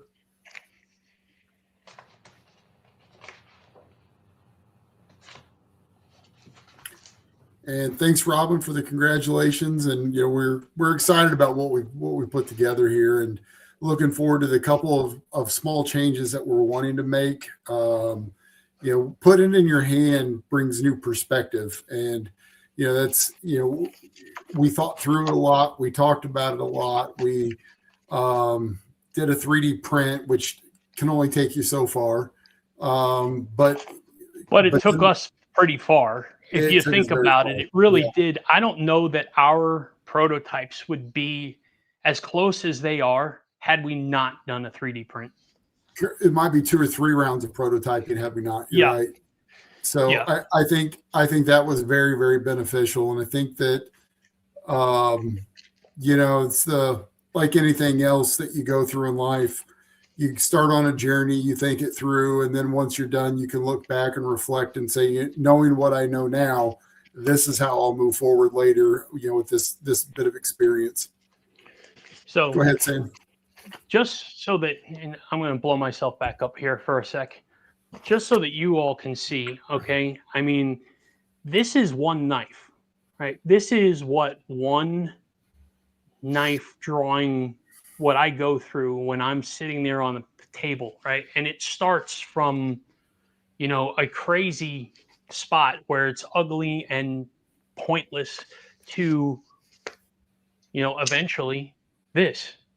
So, it is a labor of love, and a lot of times you think you're happy, and then 2 weeks later you realize what a terrible mistake you made somewhere or something like that. But this is what we really kind of look at and go through to kind of give you an idea of how cuckoo this process can get. So I thought I'd share a few ones that I'm working on right now. Why not? Sneak peek. You guys are, the community's the family, right? So let's show a little bit about what I got here going. So if I can get it to focus. There it is. Close. Focus. I'm not sure I'm going to get much better than this. There we is, go. Son. So this is one that I'm working on right now, and believe it or not, I actually have somebody that is quite interested in making this knife, and crazy enough as it's going to be, they want to make it a integral. So I'm pretty stoked because I tried really hard to get in with this knife maker for quite a while, and I beat them and abused them until they said yes. Let me pause you, Sam. William, we don't have a way to accept payments right now, but it's going to be quite some time before we're ready to go to market. But certainly appreciate your willingness and desire to put a down payment down. We will definitely be in contact and let you know with plenty of time to order. Yeah, William, when in the coming weeks, our goal is to get a website up and going. And when I do, I'm going to put a newsletter together, and I'm going to have like show of interest and all that kind of stuff on there. So for those of you that want to get in on it, make sure that your names are there. You'll get on the website, just put your email in there, and we'll make sure that we have you connected, and you'll get one, man. I'm this is not a Prince Customs drop where you have to be there in the first 5 seconds or it sells out. I'm pretty sure that this is going to, be plenty to go around. And we're not even sure yet whether or not we're going to do some sort of semi pre-order where we're placing an order to start getting them going, and then we're going to do that. But I think it's something that we're considering doing because it can give us a better idea as to how many we should be ordering. The minimum order is something, but the likelihood is that we're going to need more than the minimum order. That's just what we're really looking at right now with that.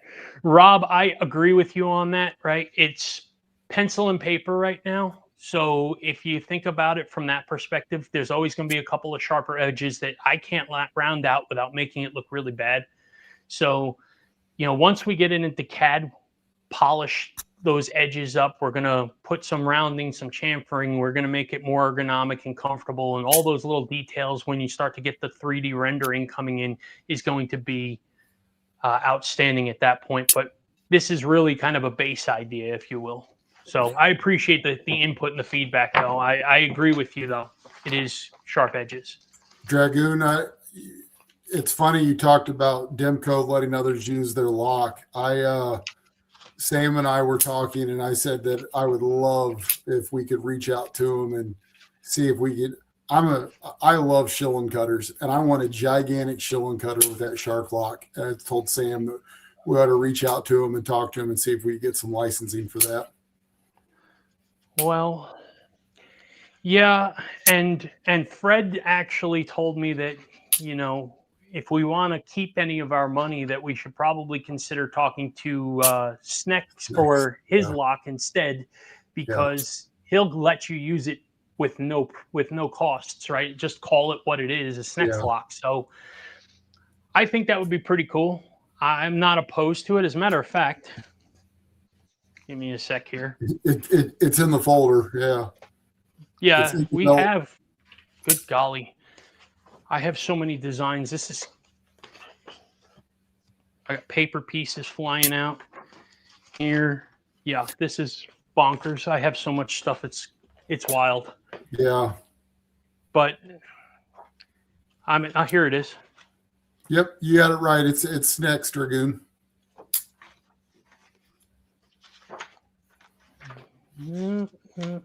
Yeah, Fred typically is spot on. Fred is spot on. When he talks, he knows what he's talking about. Oh, for sure. Here you go. I'm trying to focus. There it is. So, here you go. Here is a shilling cutter.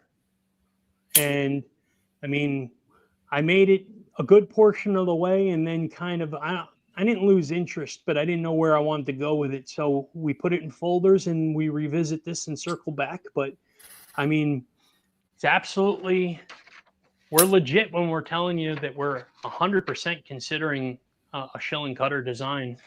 Chris hit me up with that and said, I want a really good shilling cutter. I want a high quality premium shilling cutter. Okay. Your wish is my command. Let me get my pencil and paper. And I went to work. So, we've got all kinds of crazy stuff here. Here's one. Sam, Dragoon also said, I have a design that I've driven or that I've drawn over 100 times. It moved on me. Essentially, he's drawn it 100 times and can't get it the perfect match for him to submit. What are your thoughts on that? Because you suffer from a little bit of that too. Yeah, I do. So first and foremost is find yourself a couple of people within the community or that know blades as well as you do, that you feel comfortable showing your design to. Because I think the important thing to talk to somebody about is to understand what somebody else is seeing that you're not seeing, and pointing out some of the things that you want to highlight. And it's so much easier having Chris as a partner because everything that I do, every line that I draw gets sent to Chris. Chris, when I start drawing, Chris gets blown up on his text messages, right? I mean, I'm like, here, look what I'm doing tonight. He's like, it's 2 o'clock, 3 o'clock in the morning. He's sending me messages back. Shut up. I'm got to go to sleep. Leave me alone. What do you think about these 37 designs? Yeah. What do you think about these 37 designs? It's not easy partnering with with an insomniac, but you know, it's just, that's what it is. And I think for you, the best thing you can possibly do is just find somebody that is somebody you can bounce an idea off of, somebody that you trust, somebody that is going to feed you some logical input, challenge you. Chris does that for me. Chris, the unprofessional dad, does that for me. Sever7 does that for me.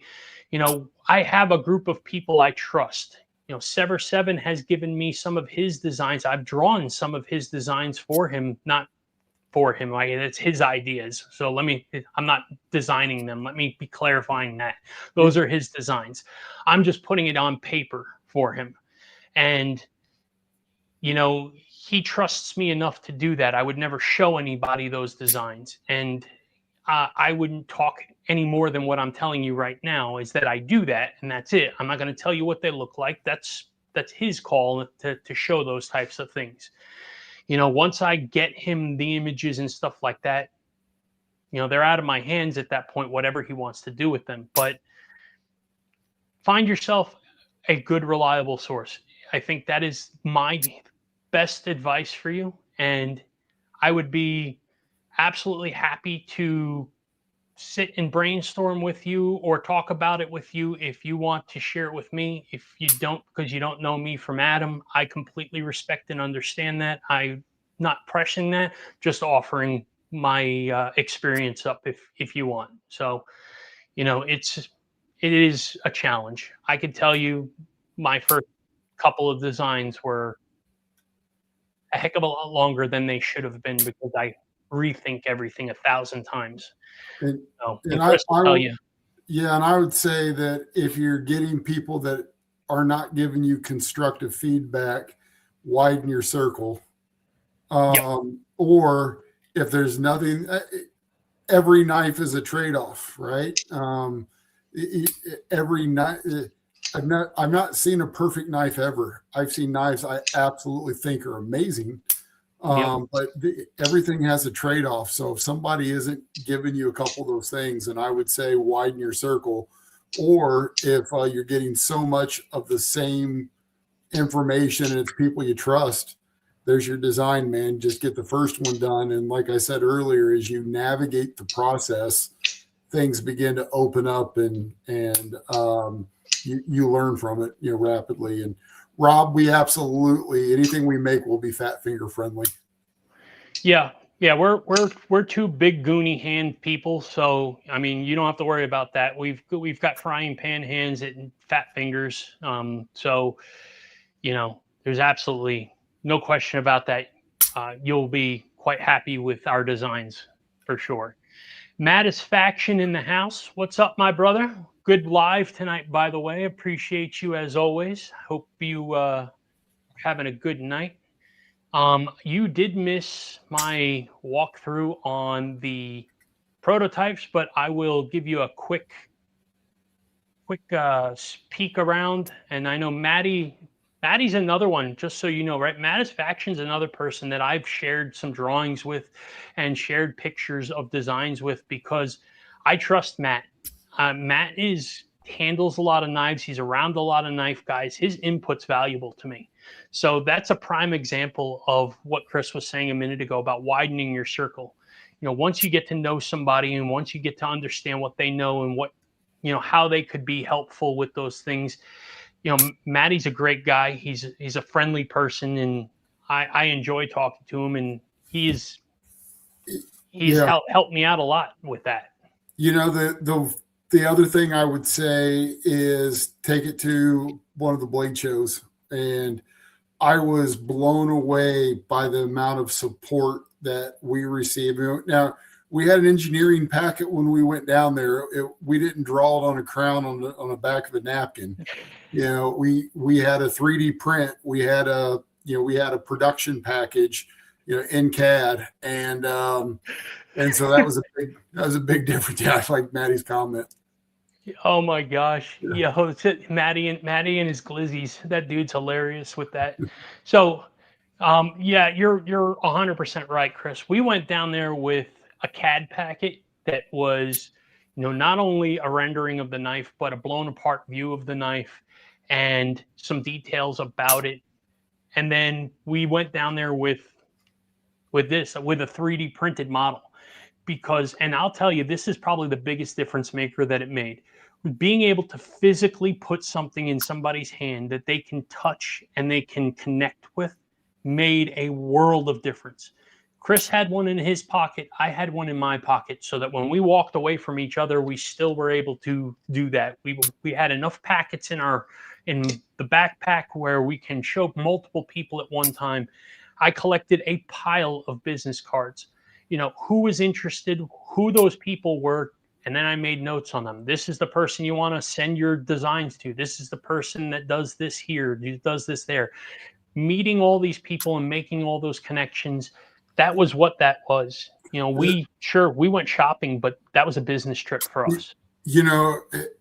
And neither one of us ever spoke to Jared Neves before, and it was just like, hi, Mr. Neve, will you look at our packet?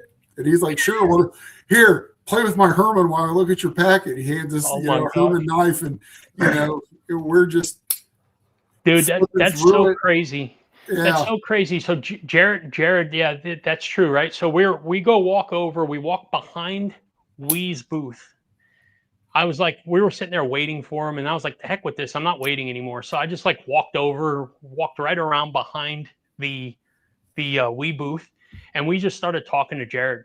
I handed him the packet, I handed him the 3D print, and he handed us a $3,000 Herman knife and then walked away from us. And I was like, wow, that is trusting. Yeah. Or you've got so many of them, you're like, yeah, if I lose this one, what's the big deal? Yeah, I guess. And now it's crazy because, now Jared sends me messages and we have conference calls from time to time and discuss things. And, Chris and I are supposed to have dinner with him pretty soon to talk about some stuff. So, it's pretty wild that we went from starstruck about Jared to having a friend in Jared. So, and that's just par for the course with the community, right? That just goes right with that. So, Maddie, I did want to show you the prototype. So let me blow my picture up again for a sec here, and so I'm doing my best here, my friend. But we've got Damascus pivot collars. We've got about 60% wraparound titanium backspacer. Milled titanium pocket clip, which Chris and I will argue might be the best pocket clip we've ever experienced. We have a super thick 4-inch Vanex spine with incredible jimping that goes all the way down and around the front. This one is the full DLC version with the belt satin showing through on the grind line. So we wanted to do it not so much polished, but more like this. I think Chris and I really liked the way this one came out. And action on this thing is drop shut. I mean, it's absolutely ridiculous. So I love that one.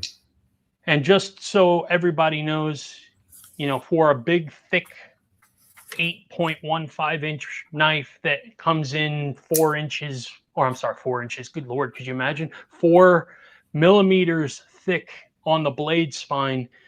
It is 5 ounces. That's what we weighed it before we even flicked the thing open. We absolutely weighed it, and it is not. It's not light, but it's not ridiculously heavy. So, I would say that we hit our mark across the board with this knife when it comes to most of the design elements that I think we were thinking of. And I'd say we came out better than we could have imagined. So, well, Dragoon makes a good point. He'd like to see some finger choil jimping.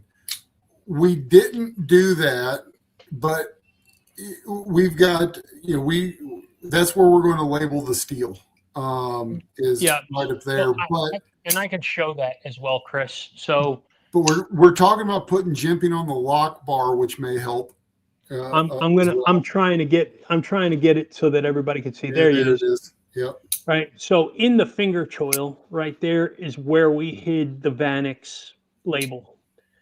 Right. I said before, Chris doesn't like, we don't like branding and stuff on the blades.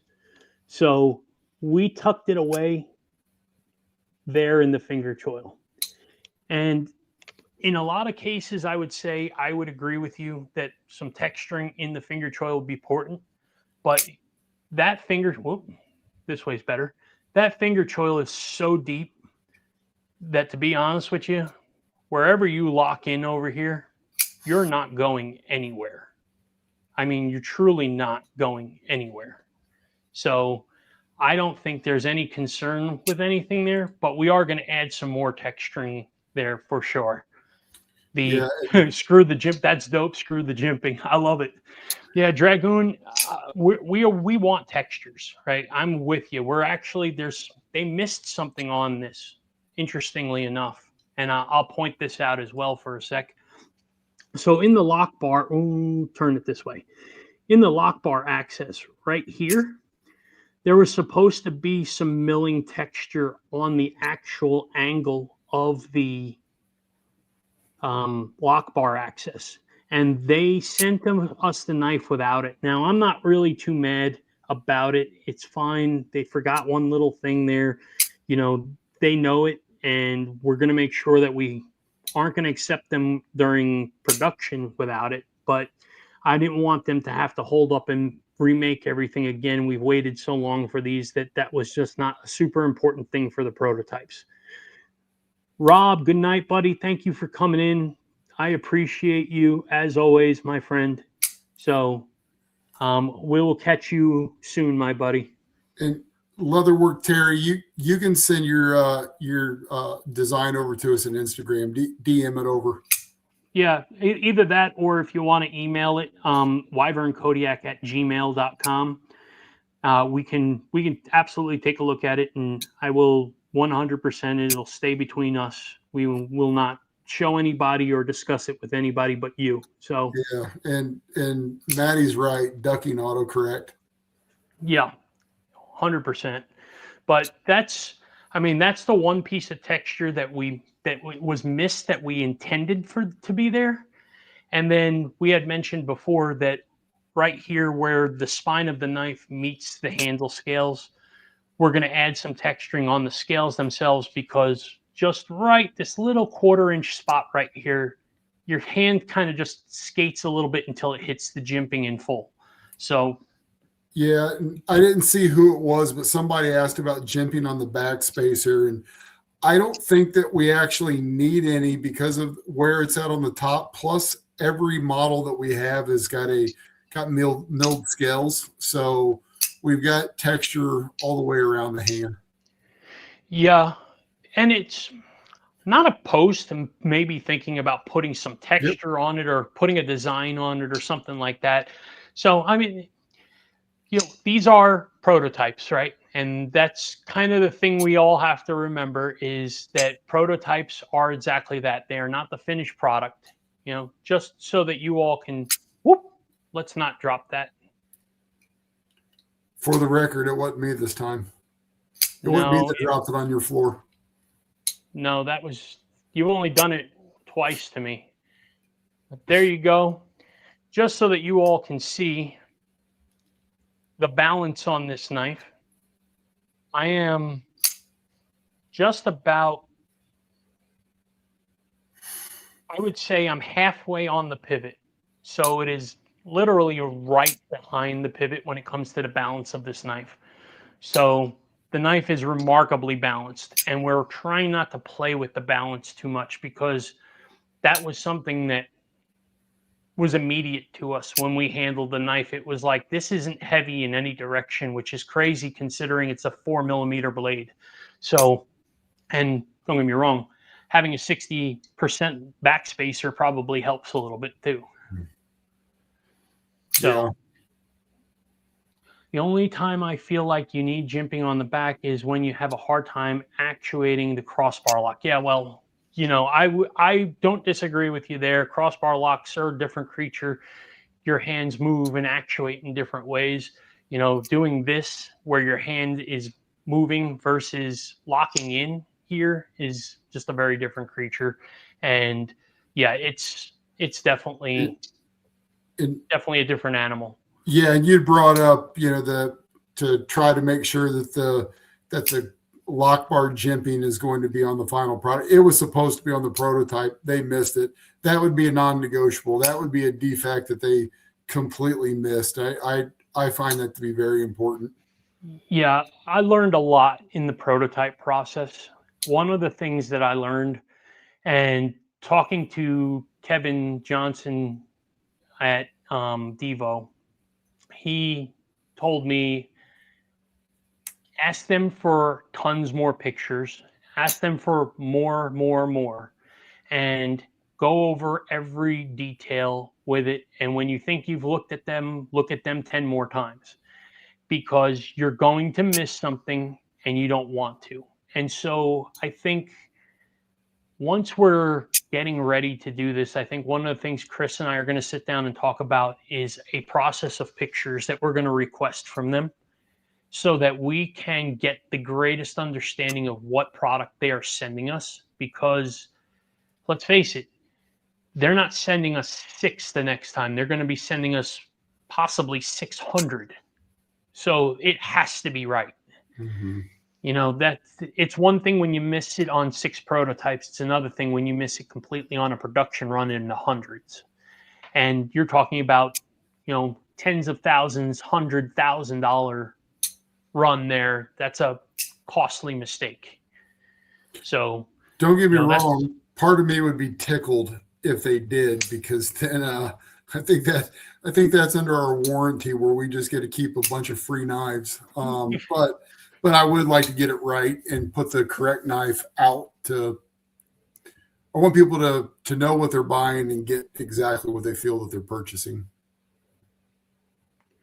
Well, I appreciate that, Dragoon. We are trying really hard to be completely transparent during the process. We want you all to want to be a part of this, and you are a part of this. You know, we are taking feedback from you, and we listen to each and every one of you.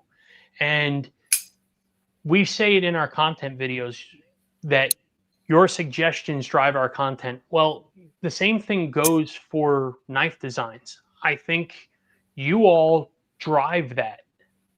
I think that is something that is super important to understand, is that, yeah, we love our knives and all, but at the end of the day, you all are the consumers, and you all are the ones that have to be the ones that like it as well. And so it's important to us that we get feedback from you, know what you all want, because sure, maybe we won't change this one, but maybe we're going to hear something that's going to say, hey, you know what, the next design I'm going to put out is going to be like this, and it's going to be right up your alley. You know, I think one of the funny things I said recently to somebody was, if you don't like one of my designs, just wait a little while, because you're bound to get one that you are going to like. So I appreciate your interest and your feedback, and, you know, I'm glad you want to buy one. I want to get you one. And we're going to do testing. Like I said, we're going to do hard testing on these knives. And when we do the hard testing, we're going to record it. And we're going to show you all what this looks like, because we want you all to see that these knives will perform. Right? We're asking you to buy our knives, and in return, the least we can do is show you that what you're getting is a good, strong, powerful, reliable tool. And, you know, it's awesome. So, yeah, Robin, we're definitely going to be pushing them in the pass arounds and stuff like that. I don't know exactly when. You know, first things first, got to test these things, got to make sure they're safe. If they're not safe, they don't go into any pass arounds, right? So that's priority number one. Then we'll decide what we're going to do with that. But we will absolutely make sure that they're getting out there and people are getting excited and getting interest and things like that. I don't know if you mentioned this tonight, Sam. I know you did last week, but you know we have 36 models, or we have six models we can turn into 36 different variants. So that way we can look and see what do we really like and what do we want to, because we're not going to carry, most likely we're not going to bring 6 to the table. So no. Figuring that piece out, this gave us the most options to get the most variants that we feel that we could want. Well, hold on a minute. So it's funny you say that. We're not sure we'll bring 6 to the table. Initially, we said 3. Then we had some people having interest in whether or not they wanted a plain Jane handle or not, right? Yeah. No milling. There were a few people that asked for it, and I think we're probably going to put out some feelers on that one. I don't want to say, yes, we're going to do that, but I don't want to say we're not going to do that either, right? I'd be willing to do it if there's enough interest to do that. So technically, if we put out 3 and each one came with a plain Jane or a milled handle, I guess that's 6, right? We're building them up, yeah. At the same time, this is our first knife release, and Kevin and Casey and Neves and all those guys have all said, don't get over your skis with how much you offer out there, right? If you put too many different models out there, you're bound to make mistakes. You're bound to get crazy. You have all of those that you have to get warranty packs for. You have all those extras that you need to do. So, let's... Yeah, and this will come to some surprise to most of you, but Sam and I are not independently wealthy, and we're funding this ourselves. So, there's some restrictions that just come with that by itself on how many variants and how many knives we're able to bring to the market. Dragoon, I hear you loud and clear, brother. Fixed blade, please. Don't worry, I've got a design in here for a fixed blade. So, I got you, man. And even talked about using this particular blade shape for fixed blade. Yeah, so let me ask you something, Dragoon. That's a good question. So we were thinking about dropping a small batch, finding a U.S. local maker here to make us a fixed blade version of the Gracchus. Okay, would that be something that you guys would be interested in? Would any of you be interested in a fixed blade version of this? I think personally, the blade shape is so good and utilitarian for so many things, and it can be camp style, and it can be EDC, and it can be all these types of things. So, it doesn't need to be an 8-inch knife. We can shrink this down in a fixed blade because I don't have to worry about getting the blade tucked into the handle. But yeah, and Maddie, I'm the same way. I'm 98% folders myself. But, at the same time, I want to give people what they have interested in. But, I do have a smaller fixed blade design that's like 6.5 inches, and it's a pretty cool, like semi-harpoon design. So, that's still in the works. But Robin, let me clarify. When you say smaller, are you talking length? Or are you saying scale the blade down to make it smaller as well? What's your thought there? I'd be interested in understanding. Are you talking about reducing height out of the blade, length, both of those things? And while you're waiting for that response, Chris, we were talking about some of the other ones that I have in the works. Talking 5.5 overall length is what he said. So, okay. I mean, that's really small for big-handed people like us, but it's something that can absolutely talk about, Robin. I mean, if there is a logical market for it, I think they're cool. I would absolutely do it. So, there's nothing is off the table, right? There's nothing off the table. And, Chris and I are talking about doing some collaborations coming up with some more companies. Our goal in the beginning is we want to try and put out 2 OEMs a year. And then we want to do at least 2, if not more, collaborations. So we're just trying to get our stuff out there and go from there. But if there is a market for it and an interest for it, we're there. And Dragoon added a 7th variant. So DLC blade with a smooth tie handles. Cool. That can be done. So let me show you something else that I'm working on. I'd like to get some feedback on this. Focus, please. Son. There we go. So this one is another one that is one that we were working on, and this was a top liner lock. And if you look close enough, the pivot, the pivot is a gear, and the thumb stud is also a gear. And I know I have a view on the other side of this knife as well. I made a pretty, I don't know what I did with it, man. Oh, here it is, right in front of me. So, focus. So, I think it's a pretty cool looking design. I think that it resonates a lot with the way things are going in the direction for top liner locks and stuff. Come on, why are you not focusing? I'm sorry, everyone. All right, well, you all got the picture. So anyway. The blurry picture. Yeah, blurry picture, but nevertheless, you kind of understand where I was going with it. But that is another one that is absolutely on deck with it. As a matter of fact, I would absolutely adore getting that thing in like Vosteed's hands. I mean, those guys with top liner locks and whatnot, those things would be a killer. So, we'll see where it goes, but that's one that's in the works. And the very next OEM for all of you crazy fans out there that are really super interested in what we've got going on. Come on, focus for me. This is the next OEM from us. Now, I don't know yet what the blade steel is going to be. I don't know all the details yet, but it is definitely going to be this.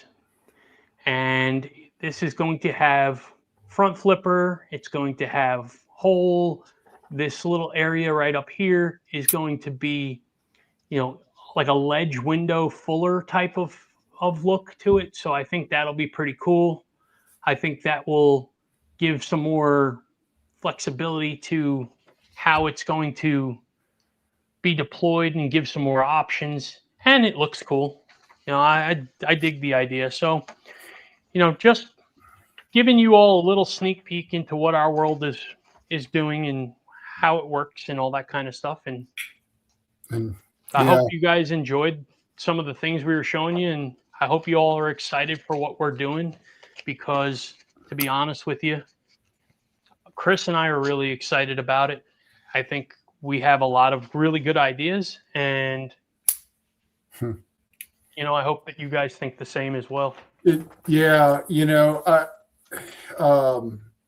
Lance, I like the Vancor lock as well. I think that one is pretty cool, and I've been playing with that recently. Interesting. Dragoon said have Concept look at that one, and I know that you and I discussed that. So, Concept would be an awesome choice there too, right? I love Concept knives, and I get along with them really well. We already have a relationship with Concept because they're doing a licensed knife for us. So I think it would be really cool to do an OEM with them. So we'll see where we go with it. I mean, the first thing. So let me give you a kind of a rundown of how OEM will work. So right now that knife is going through the CAD process, waiting for Loot to send me back an email that gives me all my renderings, all my CAD drawings, all that stuff. Then I'm going to reach out to a handful of different companies, and it'll start with, I have a design. Here's my non-disclosure agreement that I need you to sign, unless you already have one with us, which several companies do. You know, I have, gosh, I don't know, 3 or 4 of them out there now. So we get non-disclosure agreements signed, buttoned up, so that we keep ourselves protected. Not that we can protect ourselves against them stealing our design, but we can stop it from being sold in the United States. We'll protect ourselves on our homeland. So that much we can do. But once we get an OEM on board with an NDA, I'll send them these. They'll give me back pricing. And then from there, Chris and I will sit down. We'll go over all the pricing and what the benefits are of each company that is talking to us about doing this, and where we think each one of them would be a strength for us in the design that we're working on. And then we make decisions. You know, it's, I don't know if I can show this or not. Let me see. You know, I don't know that I've ever showed anybody this really, but I think it's kind of cool.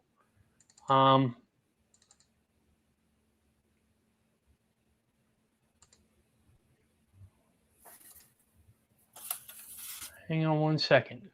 While you guys are, yeah, here it is.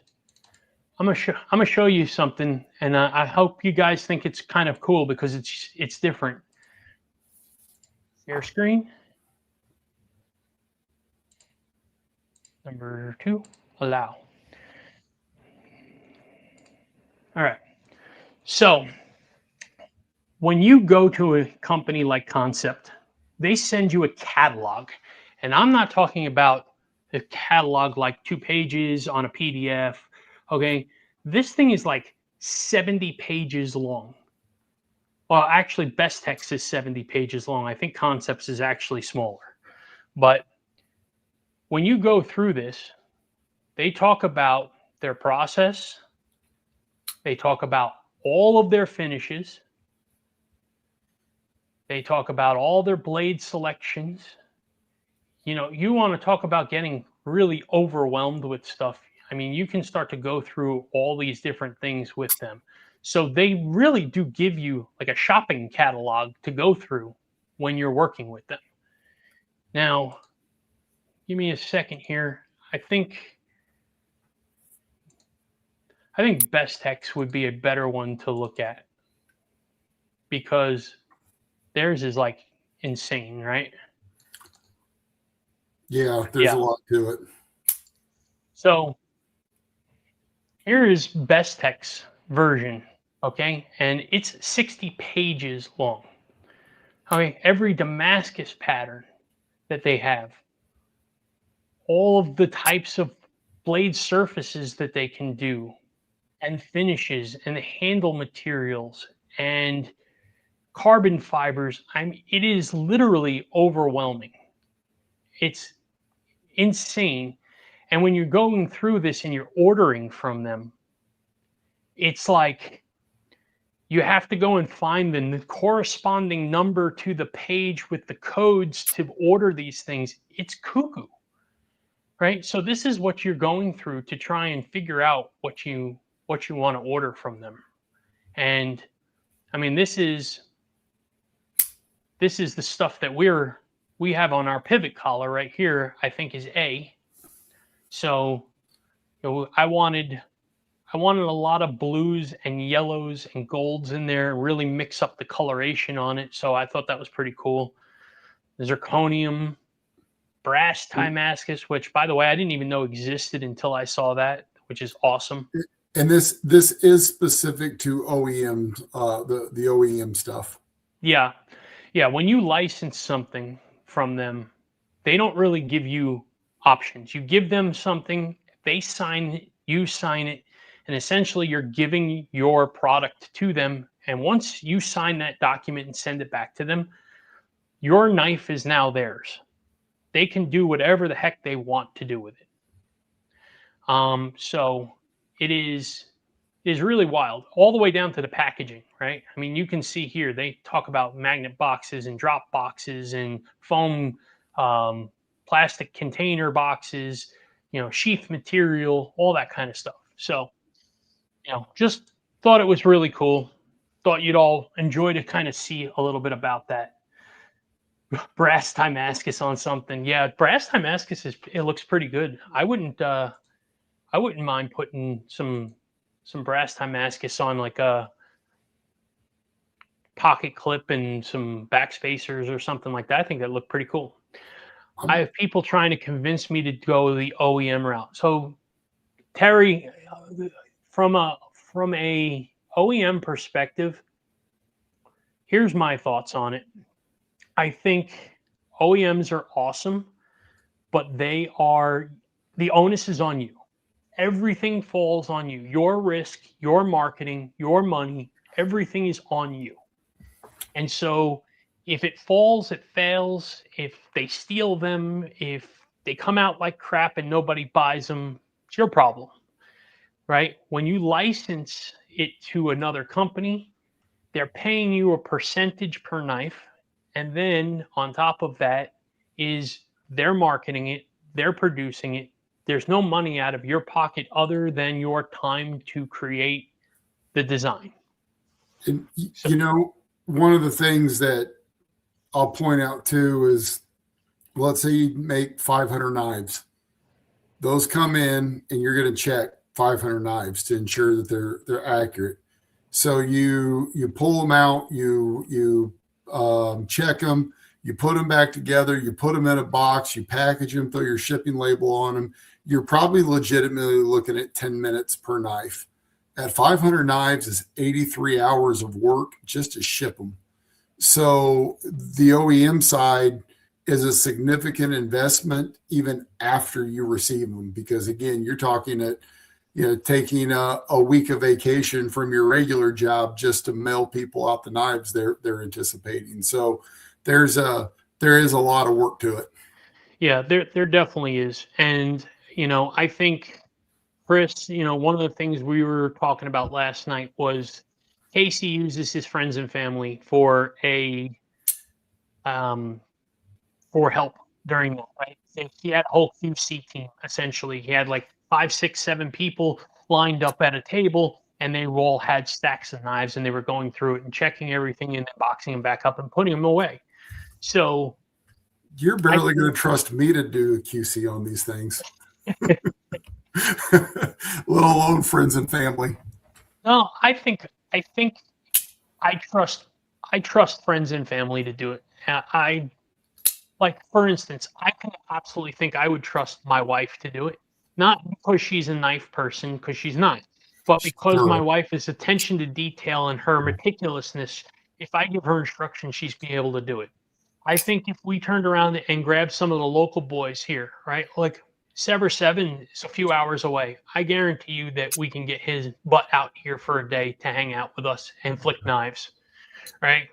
We've got Chris, Jimmy Crow.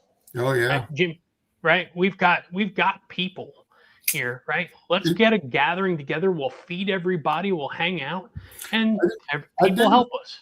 I didn't see Jimmy's name. Was he here tonight? I didn't see him. I didn't see him either. Maybe he's lurking. Yeah. Robert Jones says he'd help. I don't know where you are, Robert, but you're welcome to come and help, man. That'd be awesome. So, I mean, it's Dragoon said he's a commercial plumber. I've got a frozen drain pipe for my bathtub right now. I'll give you a knife to come fix this so I can shower. That's hilarious. Yeah, it's it is a lot of work. It is a lot of work. And yes, I saw somebody say you control certain things, right? And that's what I was saying to Chris also, right? You can control more options and affordability. You can control it. But to Chris's point also is your time is worth money. Your efforts are worth money. Your risk is there, right? Versus a licensing, which isn't. You make less per knife, but you are absolutely in a little bit more control. They are not going to tell you how to do certain things. If you want to make your knife hot pink with navy blue handles and purple bullet brass collars, I guess you Damascus can. and brass Yeah. Damascus, yeah. But you're right. You make less money on the collab. You make more money per hour. You make far less money total. Yeah. Yeah, it is. And I'm looking forward to having the designs collaborations too, because I'd like to see what they do with what we create as well. I think it's cool to that's the idea of a collaboration, right? You're giving them a point to start and create something from it. So I think I like that as well. But I like my OEMs as well. I think there are certain knife designs where I'm like, no, I'm going to keep this under control because in my mindset, this isn't going to change. This has to be this way. And then there are other knife designs that we make where it's like, yeah, you know what? Have a little bit of say here. What would you change? Like, I like it how it is, but can it be better? Probably. You make knives for a living. Show me. Like, it's cool. I'm all about that. I think that's fun. So, yeah, Sever, you said you'd be here for sure. I would love to have you, man. Anytime you're ready, man. I know you're not far away, so I know you'd come and hang out. So we are in central Indiana. So I don't know where you're at, Terry, but that's where we're at. So if anybody is within a few hours or whatnot, we want to come hang out. Just so you know, this weekend, Chris, the unprofessional dad, myself, Jimmy Crow, we're supposed to have a call, and we are going to be talking about doing a meetup, probably in southern Indiana or northern Kentucky, and we're all going to kind of hang out for the day, buy, sell, trade, show off knives, and just kind of hang out as a community, do whatever. So, that'd be a lot of fun. You used to live in South Bend. That's way up there, right? And you Chris, live to tell about it? What's that? And you live to tell about it. It's not Gary. Well, it isn't nice in a lot of areas. If it wasn't for Notre Dame, the town would probably be in some trouble. But Notre Dame brings in a lot of money and a lot of jobs to the community. So right on. Jake, yeah, what's up, man? Thanks for coming in. Welcome to the Dragon's Lair and hanging out with us. We've been going for a couple of hours now, so I know you've missed a good portion of the show, but a lot of fun. So, Chris is in here lurking. April 4th or 11th will be the date for the meetup. Yeah, I'm excited, Chris. I'm looking forward to doing that. I know Chris is excited to go down there and hang out with everybody and just kind of, do whatever, man. I mean, I like the idea of us meeting up closer to Chris because, I want to run to Buc-ee's. I know you need your Buc-ee's. You're a Buc-ee's crackhead. Dude, if I lived as close as Chris, like where are you going to dinner tonight? Buc-ee's. We're going to get gas. South, man, it beat Gary for murder capital. That was back in 2002. Dang. Yeah, no, I'm good in my little bumpkin town that I live in, man. I'm living like a 2-stoplight town now, and I mean there was only one when I moved in here like 6 years ago, so I'm pretty happy with the small town life type of thing. Roger Baker, what's up, my dude? 5 miles from Buc-ee's, the biggest thing that happened in Richmond in 40 years. Oh, by the way, Chris, just so you know, I was telling Chris on on his live last night that when we go down to Blade Show, we may run past and grab him and drive him down. Perfect. So we'll be stopping at Buc-ee's anyway. So we're stopping at Buc-ee's anyway, both ways. Yeah. So it's cool. We might even take the detour to go to the one that's next to Smoky Mountain Knife Works. Ooh, Well, no, because the last time we went to Blade Show, didn't they tell us that that wasn't a good time to go because they practically like shut the store or whatever? No, he told me it doesn't even impact their inventory with even as big as their display booth was. Ah, Yeah, there you go. it's a trip I would love to take sometime. Yeah, No, my we could, sister well, lives in the city. You think that I'd make some time to get over there to see it? we'll see. We'll see how we feel, man. I mean, the last time I could tell you my feet hurt for a week after Blade Show, so I don't know if we could walk that store afterwards, but you know, I'm We're gonna have to get some Heelys for this trip. yeah, we're gonna wander around in rollerblades. They'll love me. 290 pounds on wheels. Just call me Meals on Wheels with a dragon on his t-shirt. So Chris is in, so we'll do it. yeah, there we go. Awesome. Look, I mean, that's what that's all about, man. And we're just gonna go have some fun and check out some really cool stuff and hang out with friends. And you know, I will not be. Yeah, go live from Smoky Mountain Knife Works. That would be sick. That would be cool. That would be such a good idea, Chris. So yeah, I think it would be a lot of fun. But that's what this is all about, right? I think this Blade Show, I'm going there not to spend a ton of money, but really to be just there, checking out stuff, hanging out with the community, putting our knives in people's hands, and making content, right? I mean, we started this channel really with the idea of being able to show our knives off, and it's turned into we're content creators now. Let's just face it, and that's just the long and short of it. And that's fine. I'm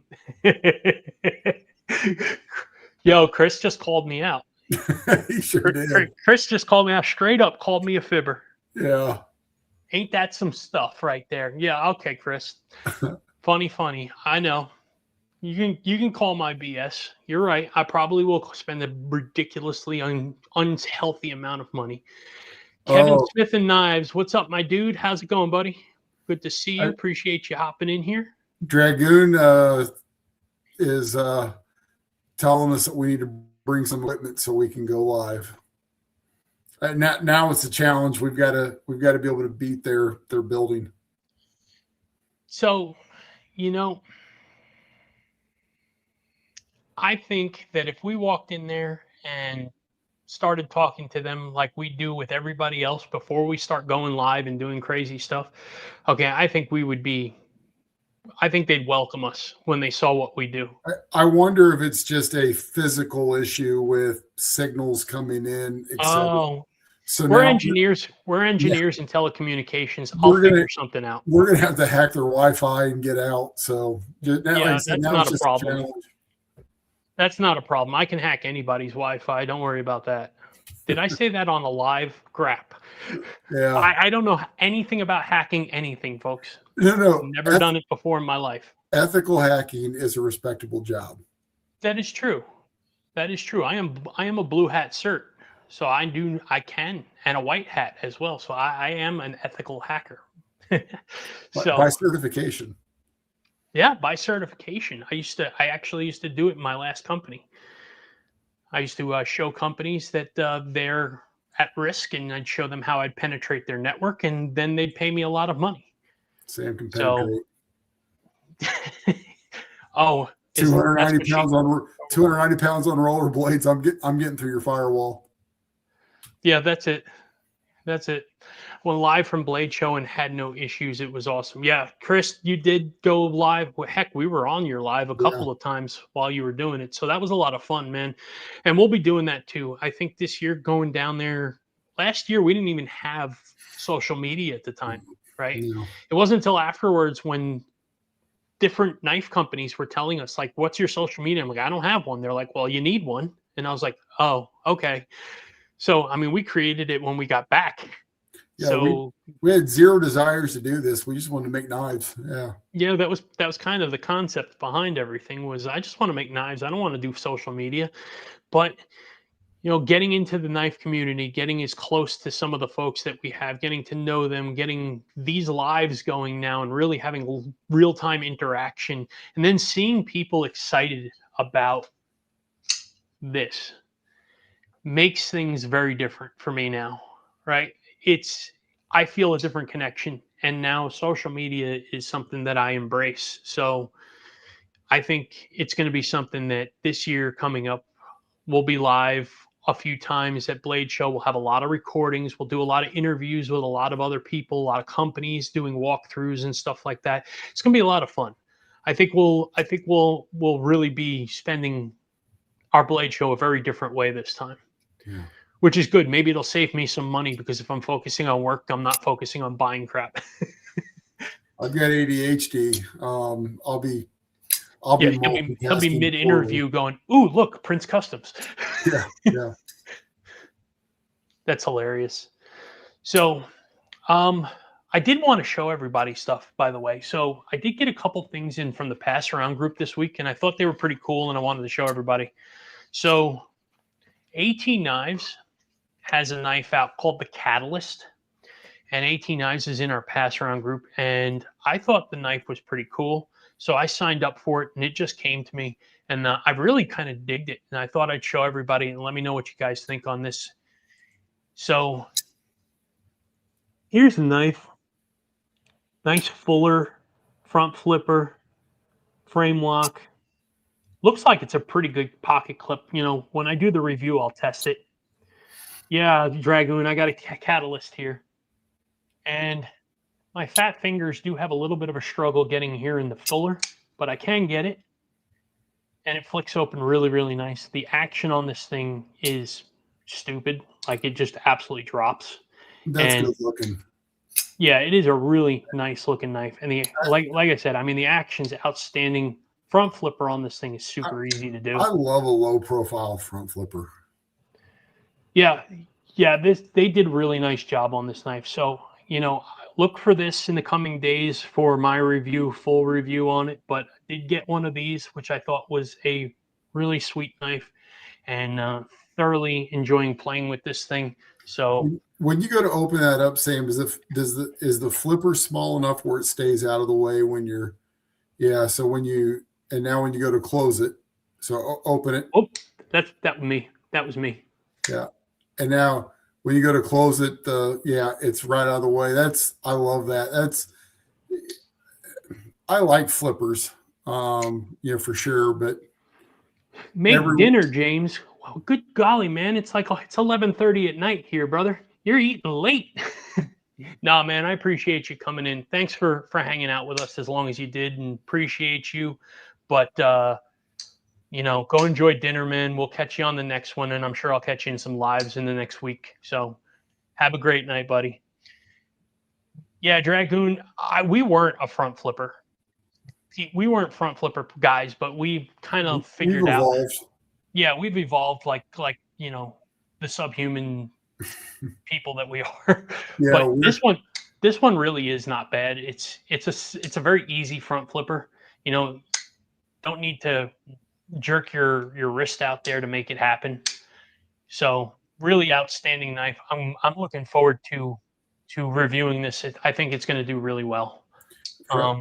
A year ago, all I wanted was a top liner lock or or crossbar, and that was it. And now, just like, I like top liner locks, but my love for crossbars has gone away. I don't mind them. I don't gravitate towards them. I respect them. I just don't gravitate towards them any longer like I once did. Every once in a while, I'll pick one up, and I'm like, that's still nice. Your SRM is still an amazing crossbar. Very, very, very true. Yeah. I've got a Bel Air that I like as well. Yeah, Derek, for real. Thanks, man. I know you said you're hanging out and lurking and whatnot, so appreciate you coming in here and hanging out with us tonight. I saw you live there. I just didn't want to interrupt Chris, so appreciate you hanging out with us. And Old Man on the Ridge, I see you as well. Appreciate you hanging out with us, buddy. As a matter of fact, hold on a second. Got to make you a mod. I know you. So cool. The other one that I got in the pass around is from Best Tech and has the greatest name in all of knives today. This is the Wet Nelly. Oh my God. I don't know how the hell this name came up with it, but I'm sorry, folks. I'm not trying to be completely childish, but Wet Nelly, where the hell did that name come from? He's not trying to be childish. He's just perpetually 12. I am. Ask my wife. We are absolutely middle-aged men that are children. So, this is a interesting one. I'm not quite sure yet how I feel about it. I have to get used to it a little bit. It's flipper only. Well, no, button lock on it, right? And you can use the button to open it. And the one thing I don't know that I like about it is the flipper sticks out so far underneath that when I'm disengaging the lock, it gets in my way. Right. So it's just kind of probably have to get used to it, but fit and finish on this thing is spectacular. It's got a nice choil on it. Looks like a really cool knife. And Bestech made it, so you know it's going to be a really good knife for sure. And yeah, so again, another one that this is going to be reviewed this week. So look for this on the channel as well. And yeah, that's the only new stuff that I got that came in this week from Pass Around. I did get a message today that I've got a couple more coming my direction. So, you know, I just don't have them in time to show anybody. But I've got a Vosteed coming. I've got a Tuya coming. I've got a couple other things coming. I don't remember everything. And it's hard to keep up with that Pass Around group. So, but yeah, so got lots of stuff coming. Going to be fun. Looking forward to doing more reviews on some of these things. And it's great that you get to review these knives without having to buy them, right? And the funny part about it is with this, what I've learned is that there are a couple knives I had some genuine interest in buying and owning. And then when they came to me from Pass Around, I was like, good golly, I'm so happy I did not drop $275 on this knife because I just don't know that I would want to own it. It's a cool knife. It's a nice knife. I don't think I've reviewed anything from the Pass Around I really didn't think wasn't a good knife. Just genuinely wouldn't spend my money on it.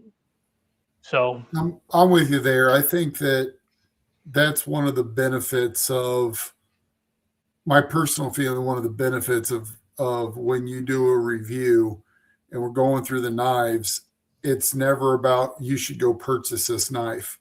It's this is what this knife feels like. This is what it feels like it would be good at. And then it allows the purchaser to be more informed because unlike you, I typically don't get rid of mine once I buy them. I'm just like, well, this isn't what I wanted. In the drawer forever you go. Yeah, no, I'm a blade binge fanatic. I send them their way and find something that I would rather have, or at least explore something different. So I've done a lot of trading on Blade Binge. As a matter of fact, Projectiles Are Sharp is on here, and if I remember, him and I did a trade, right? So that was small world. We didn't know it was each other. By accident, yeah, which was pretty funny. But you know, the other thing that I'm noticing about the Pass Around group. So, well, before I get to this, so you said a second ago, you know, we're not pushing product, so to speak, right? Here's trying to make an informed decision for you. And I agree with that. But I will say this. I have pushed a couple of them. And I admit that. One was the Tornado.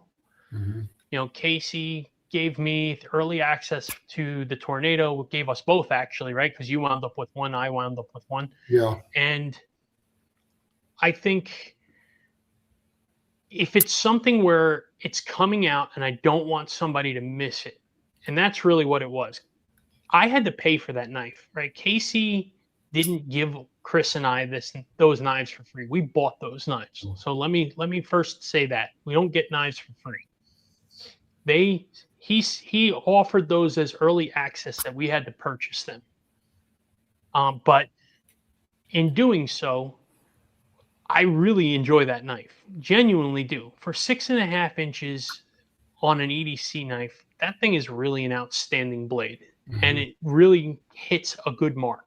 And so for me, I thought that that was something I wanted people to know.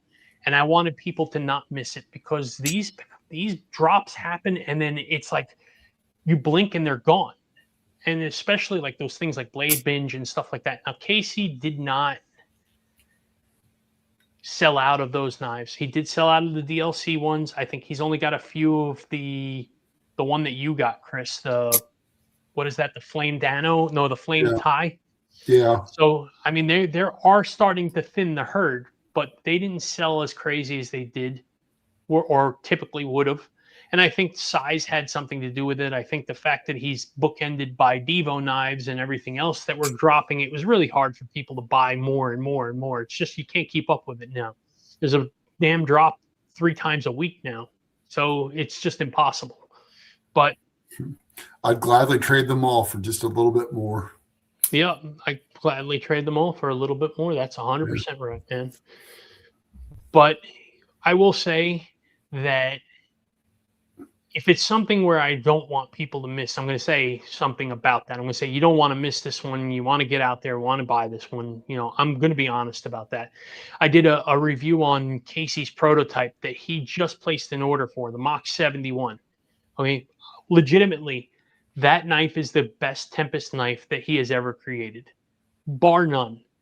It's not even close, to be honest with you. It is outstanding. It's one of those knives that when it puts in your hand, you're like, damn, this thing was made for me. How is this possible? And it, you know, it's not going to be crazy expensive because he's OEMing it through who he always OEMs it through, which is Kubi. So I probably guess it's going to be a 200 and, you know, low 200s knife, typical price that most of them are for a good steel knife. And I can tell you, I'm absolutely, that is on my to-do list. I will buy one of those. There is no question about it. Thomas says he wants one knife steel or one knife in every blade steel. And you know, yeah. I want 3 knives in every blade steel because I want one to stay pristine, one to carry around and use, and one to back up the one that I want to use. And again, it's just not feasible to yeah. No. But that doesn't change my desire for it. No, you're right. And I think that's cool, man. I think a blade of every type of steel would be super cool. I don't know that I have that goal, but I tend to find that every once in a while I wind up with a new blade steel, or I fall in love with something. And, you know, Chris knows what's going on because he gets a text message that goes, do I like this kind of blade steel?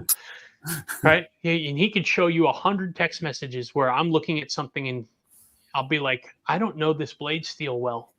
Or, hey, Chris, do I like this blade steel? Or you're doing a design and I immediately ask, like, hey, what's the blade steel you're thinking of? And you're like, I don't even know what kind of deployment method. What do you care what steel it is? Because my mind immediately goes to the application, and yours is I'm trying to get this vision out, and then we can figure out what the application will be. And so it is an interesting dynamic because of we think about it from we have the same love that we're building towards it from 2 different ends, you know, and we meet together on it. So I think that's the cool thing. But yeah, it's like I'm fascinated with carbide size and structure, and you're just like, will it rust on me? Yes or no? Yeah. Can I touch myself with it? Will it rust? And will it rust? And the funny part about it is that, you know, I have a temperature controlled or humidity controlled safe that they go into and everything else. So it makes no sense why I've stopped doing that really a lot more lately, where I haven't thought so much about whether or not it's going to be that. It's more of, if I know I'm going to be using that knife, carrying that knife consistently and whatnot, it becomes am I going to like this steel? Is it going to do what I want? Or is this going to be one of those ones where I'm going to regret it later, where I don't want to sharpen this thing, or I don't want to deal with this, or it's going to chip on me or something like that. And that's why my question comes to you now, Chris. Yeah. The microburst was a good one, but the fixed blade was $90 for 14C in my Carta. Yeah, but his fixed blade wasn't his, right, Dragoon? That was a license. Wasn't that a Kubi knife, or was that a Tempest branded knife? You know, it's interesting for me because, again, I'm going to share what's probably going to be an unpopular opinion. I think 14C is a super steel. You know, I love it. It's stainless. It's tough. It doesn't hold a great edge, but it takes one easily, and you can maintenance it well. It doesn't chip very easily. Like, for me, it's inexpensive because it's not a powder metal. So the manufacturing process on it, it's a super simple recipe and it's easy to do. So they can make lots of it very inexpensive. It doesn't take much time.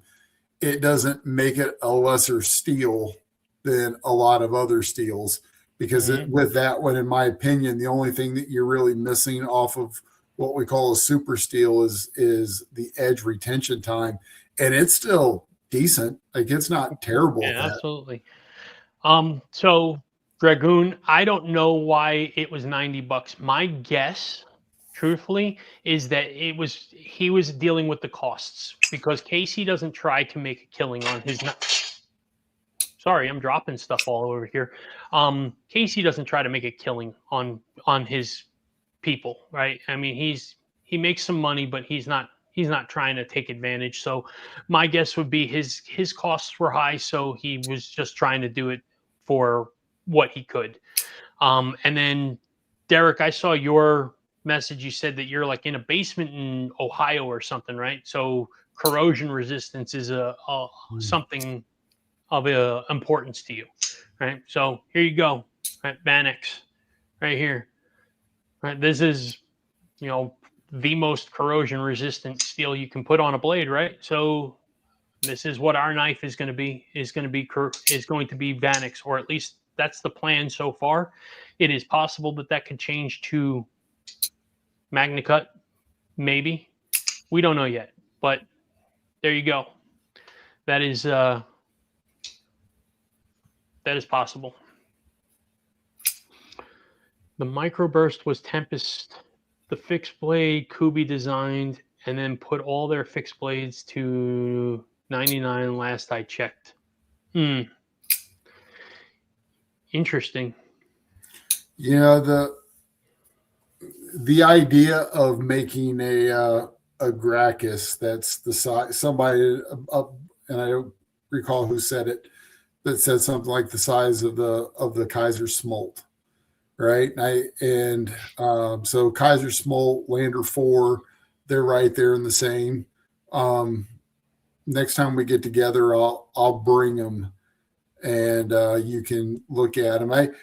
In my mind, it went to the smallest that we could do would be something like a Guardian 3.5, something along those lines. But I bet we still could do it smaller, but it would look pretty substantial still, just because of the thickness of the blade. Yeah. Well, again, these are all things we have in mind, right? Nothing is settled yet, but I would say it's something. If we have interest from the community, right?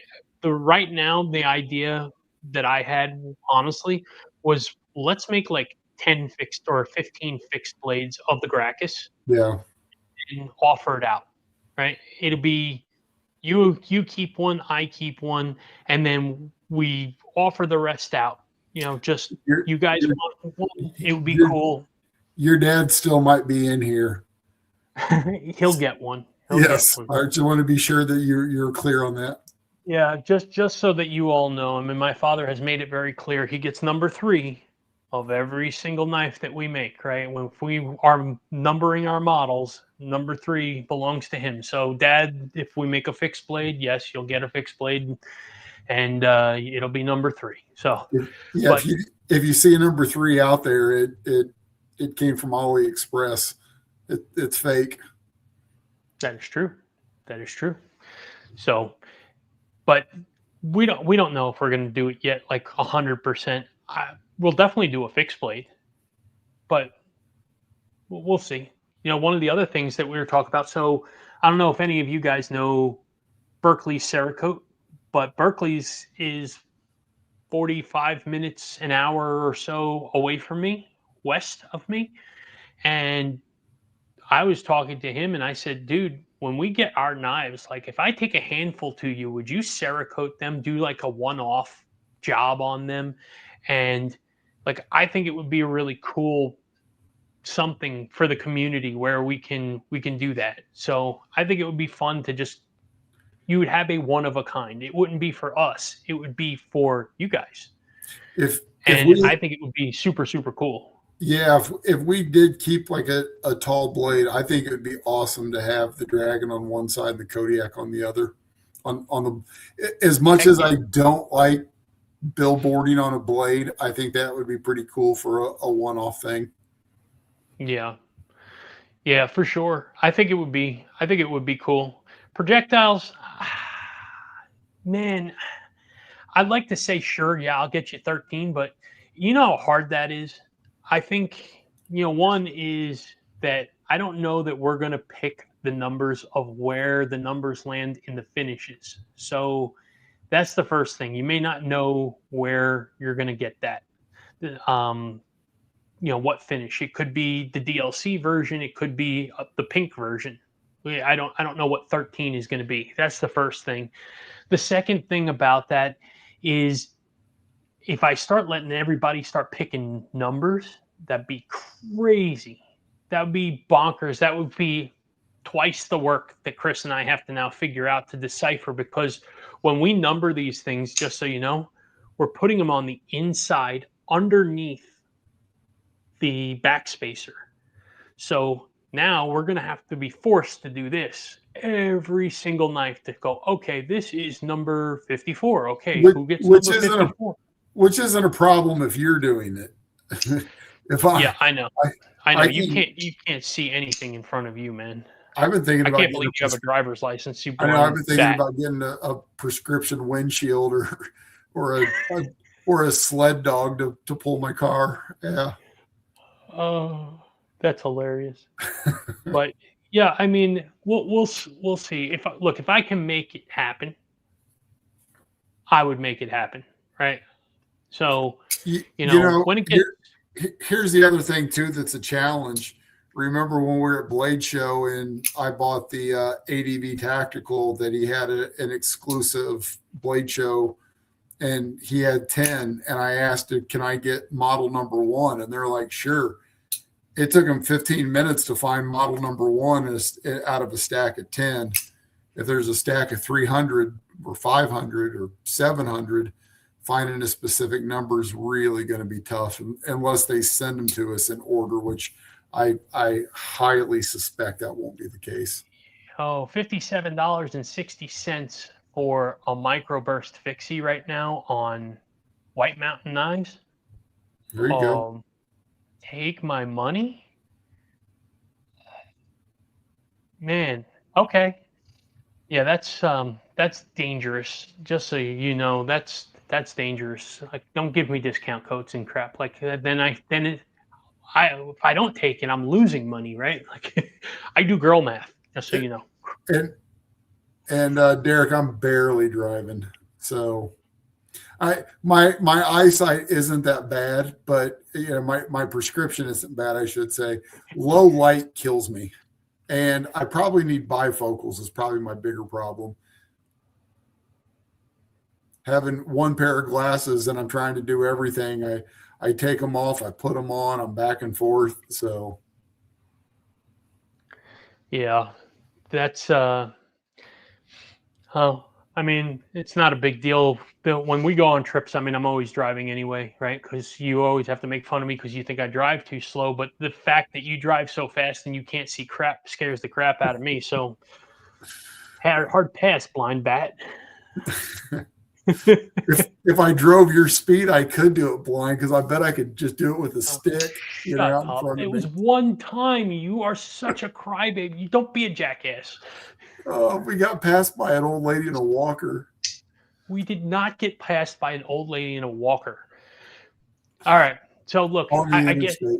So first off, we have an inside joke going on a live feed. So we should probably just let everybody know that Chris and I did a road trip, and I had a rental car while we were doing it. I wasn't used to the car. I didn't know that it had changed on the highway somewhere in like Missouri or somewhere like that. And Chris pointed out that I was doing like 40 and a 70, and he's never let me live that one down. So, I would have thought all the semis blowing past you would have been an indicator, but bite my ass.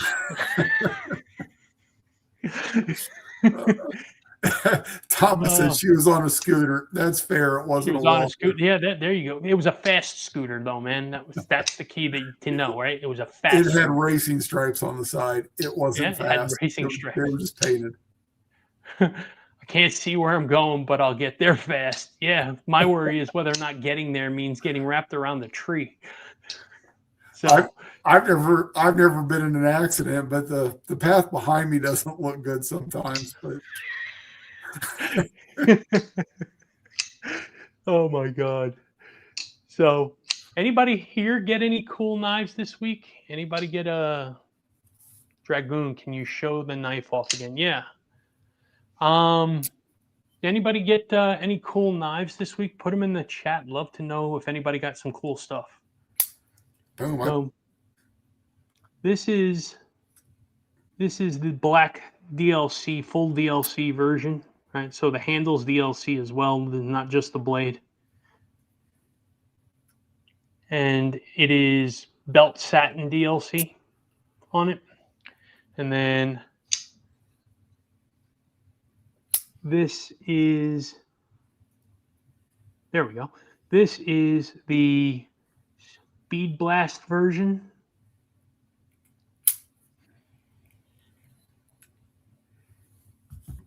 So I don't know what anybody thinks on that one. And then this one is gray PVD. So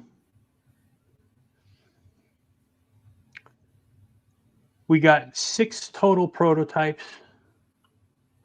and the prototypes, because the blade and the handle can be interchangeable, they're all the same materials, just different finishes. So this weekend, Chris and I are going to get together. He's got 3 of them on his side. I've got 3 on my side, and we're going to take the knives apart, move blades into different handles and stuff like that, see what finishes look good and whatnot, and then come up with what are the knives that we're going to order.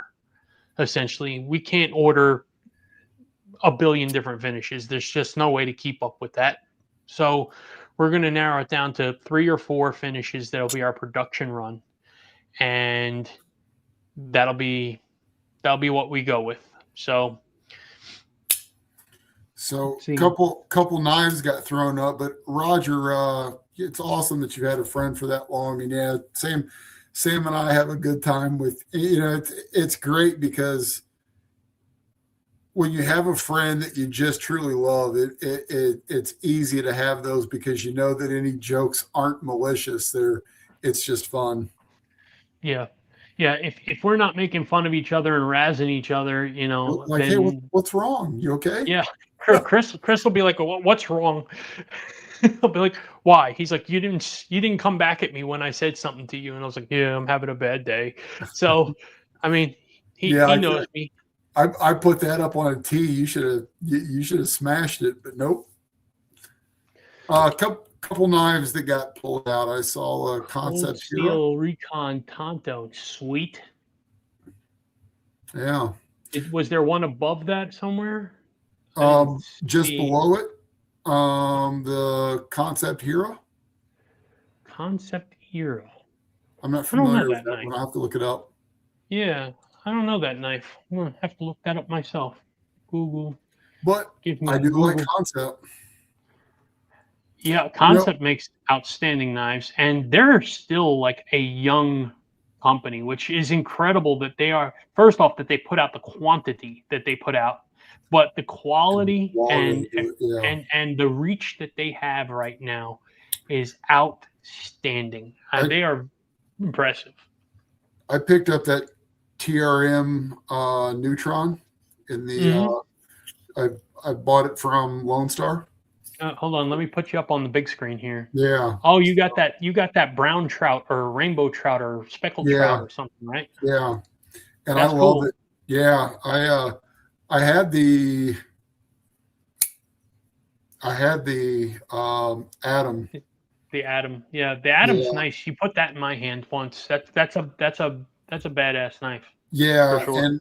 and the Neutron is smaller, but man, it's really cool. But I bought it last week when we were having Chris from Lone Star on the show last week, and I went on his website and was looking around. You know, we didn't really talk about it last week, but how he had his tick. We brushed on it, but all of his information, every job or every deal he'd ever done, he had an archive on TikTok, you know, where he was holding everything, and inexplicably they just took him off the air, and closed his account down, so he doesn't have access to his info, et cetera. Anyway, so I went on a site and looking around in it, and I bought this one. And cold weather, you know, he got it out the door right away, but cold weather had it stopped. But it took about a week to get here, but it came in this evening, and I'm really happy with it. I normally don't like them that small, but this one, I'm looking forward to going and cutting stuff up because it is ultra slicey. It's going to be a fun one. Sweet. You won't let me use the Gracchus yet. Just until after the pictures, man. That's all I'm asking for. You act like I'm punishing you. Dragoon, how the gray PVD holds up against the water here in Georgia. You know, I mean, the steel's going to hold up great. But you know, don't know yet on the PVD, right? We're going to find out. We're going to find out because we're going to abuse these knives. So we're going to find out how good they're going to hold up against things. You know, and I think that's a good call out too, and something that we ought to test because, you know, I've seen in other models some of the blade finishes for Vosteed as an example. You know, even on 14C or Nitro V, it'll still have surface rust on it, and it makes me question how that even happens. But it's all in the finish. That is a good call out for sure. Remet Rhino, a Wixco Vortex. I have one of those. It's a little small for me, but I do like the knife. I think it's cool. Hawkbill. That's that little Hawkbill one.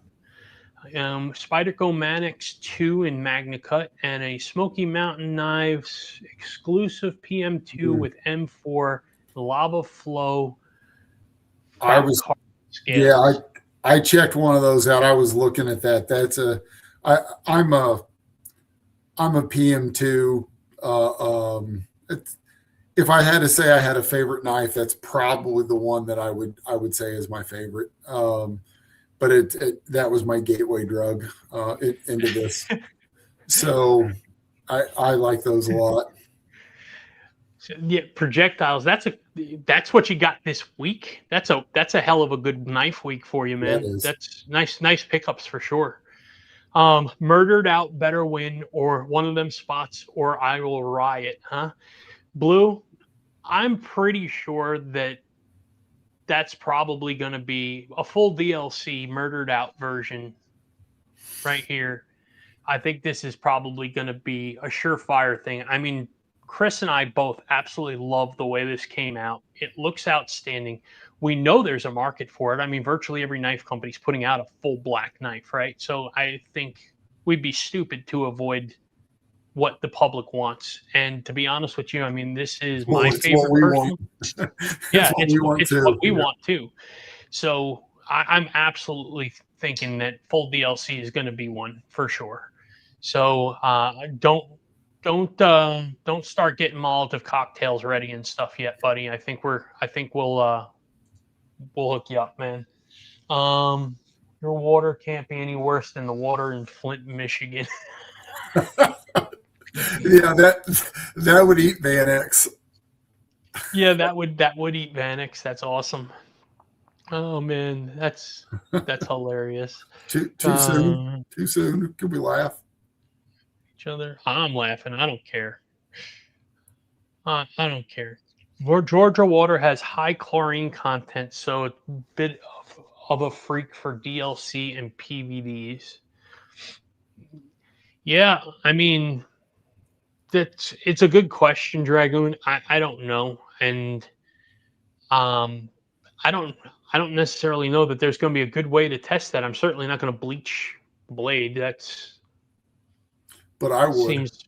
Yeah, I know you would. You're a schmuck. I don't. We're not bleaching blades, man. Well, Todd Carr. maybe one that we test. I really do think that'd be a good test. We could use this one here because Which one is that? It's hard to see the finish on. Yeah, I don't have lighting in front of me. That's the one that's the black bronzed handled, and it's got a dark wash on it. Yeah. It's a dark stone wash, but I imagine it would come out close to the same. I think that once we start cutting, then being able to do a couple of just having a knife that we use for finished durability testing would be good. Yeah. No, I'm all, like I said, man, I'm all on board for this. I'm expecting to abuse them. I'm not trying to hide that or anything like that. So, we'll talk about laying out a gauntlet for these things. I mean, I really do want to put these through the ringer and show everybody that these are worthy tools and they're not just pretty blades but that they'll work. So yeah, we're at midnight. I'm gonna have to get wrapping up myself here pretty soon. Oh yeah, that means I got to go to bed and go to work tomorrow morning, and I don't want to do that. Fixed blades, I don't mind carbon, just a matter of taking go either way. Yeah, Todd, I get you. I mean, it's personal preference thing, right? I think that's the thing with everybody is, there's people that have one preference versus the other, and in the chat here, I've got people that are saying stuff like, "Hey, I'd prefer 14C over MagnaCut." And it's like, okay, are you doing that because you want the steel or because you want the price? And there's a lot to it, but I get what you're saying, man. And I think we're going to try and offer everybody the best things that we can, and we'll have various different designs. And I know that not every design will be for everybody. So, it's cool. I appreciate everybody just hanging out and checking stuff out and whatnot. So, yeah, that's pretty much it. So, all right, Derek, I got to bounce later for real. All right, Derek, appreciate you hanging out with us, brother. We're going to start wrapping up as well. It is midnight. Chris did make a good point. So Laser Ghost Knives, Donnie B, appreciate you hopping in here, throwing some support in the channel. Everybody give me a like, thumbs up. If you don't subscribe to the channel, do me a favor. We came in tonight, 454 subs. We're pushing towards 500. We've got an awesome giveaway for that. So do me a favor and give us a sub if you haven't yet. And Tomorrow, those of you, tomorrow you get to work, borrow a friend's phone to go in and sub them yeah, too. yeah, for sure.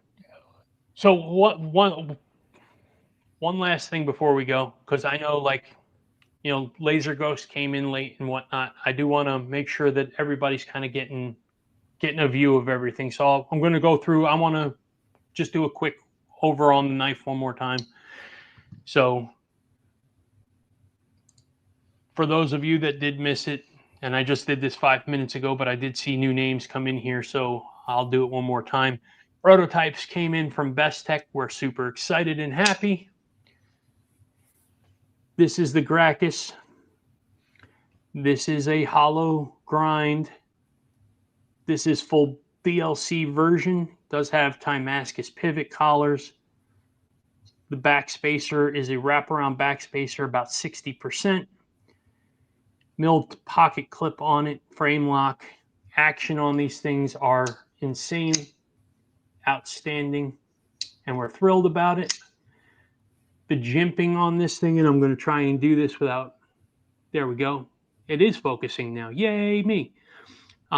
So the jimping on this thing is outstanding. It goes all the way from the handle, little break in the middle, and then again at the tip.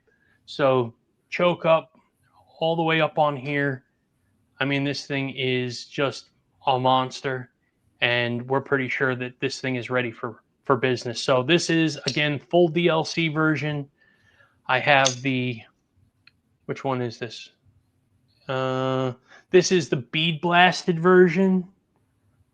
So just another finish here on that. Same knife overall though, so same features and all that good stuff. Come on, there we go. And then this is a gray PVD version of it. So this is going to be one more that we are playing with. We'll see.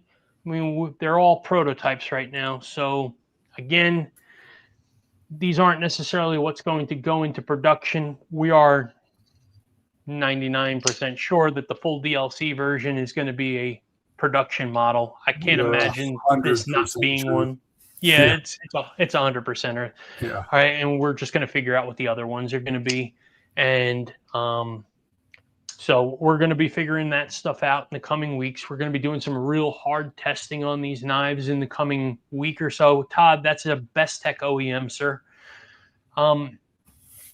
So we're going to do some really hard testing on it. We're going to set up a gauntlet on this thing. We're going to cut through ratchet straps, and we're going to, cut through leather, rope. We're going to cut tons of boxes and all kinds of stuff. I mean, we're going to put it through some torture tests, and we're going to make sure that, one, the knife is safe. Before we put it in anybody's hands besides our own, the knife has to be safe.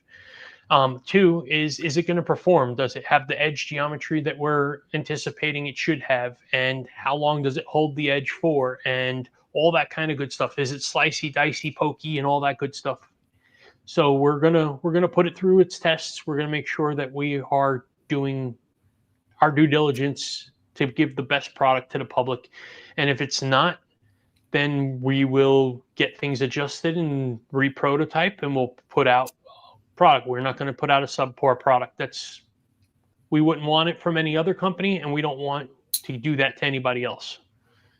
So hopefully you all are excited, and I hope that you all get an opportunity to check it out.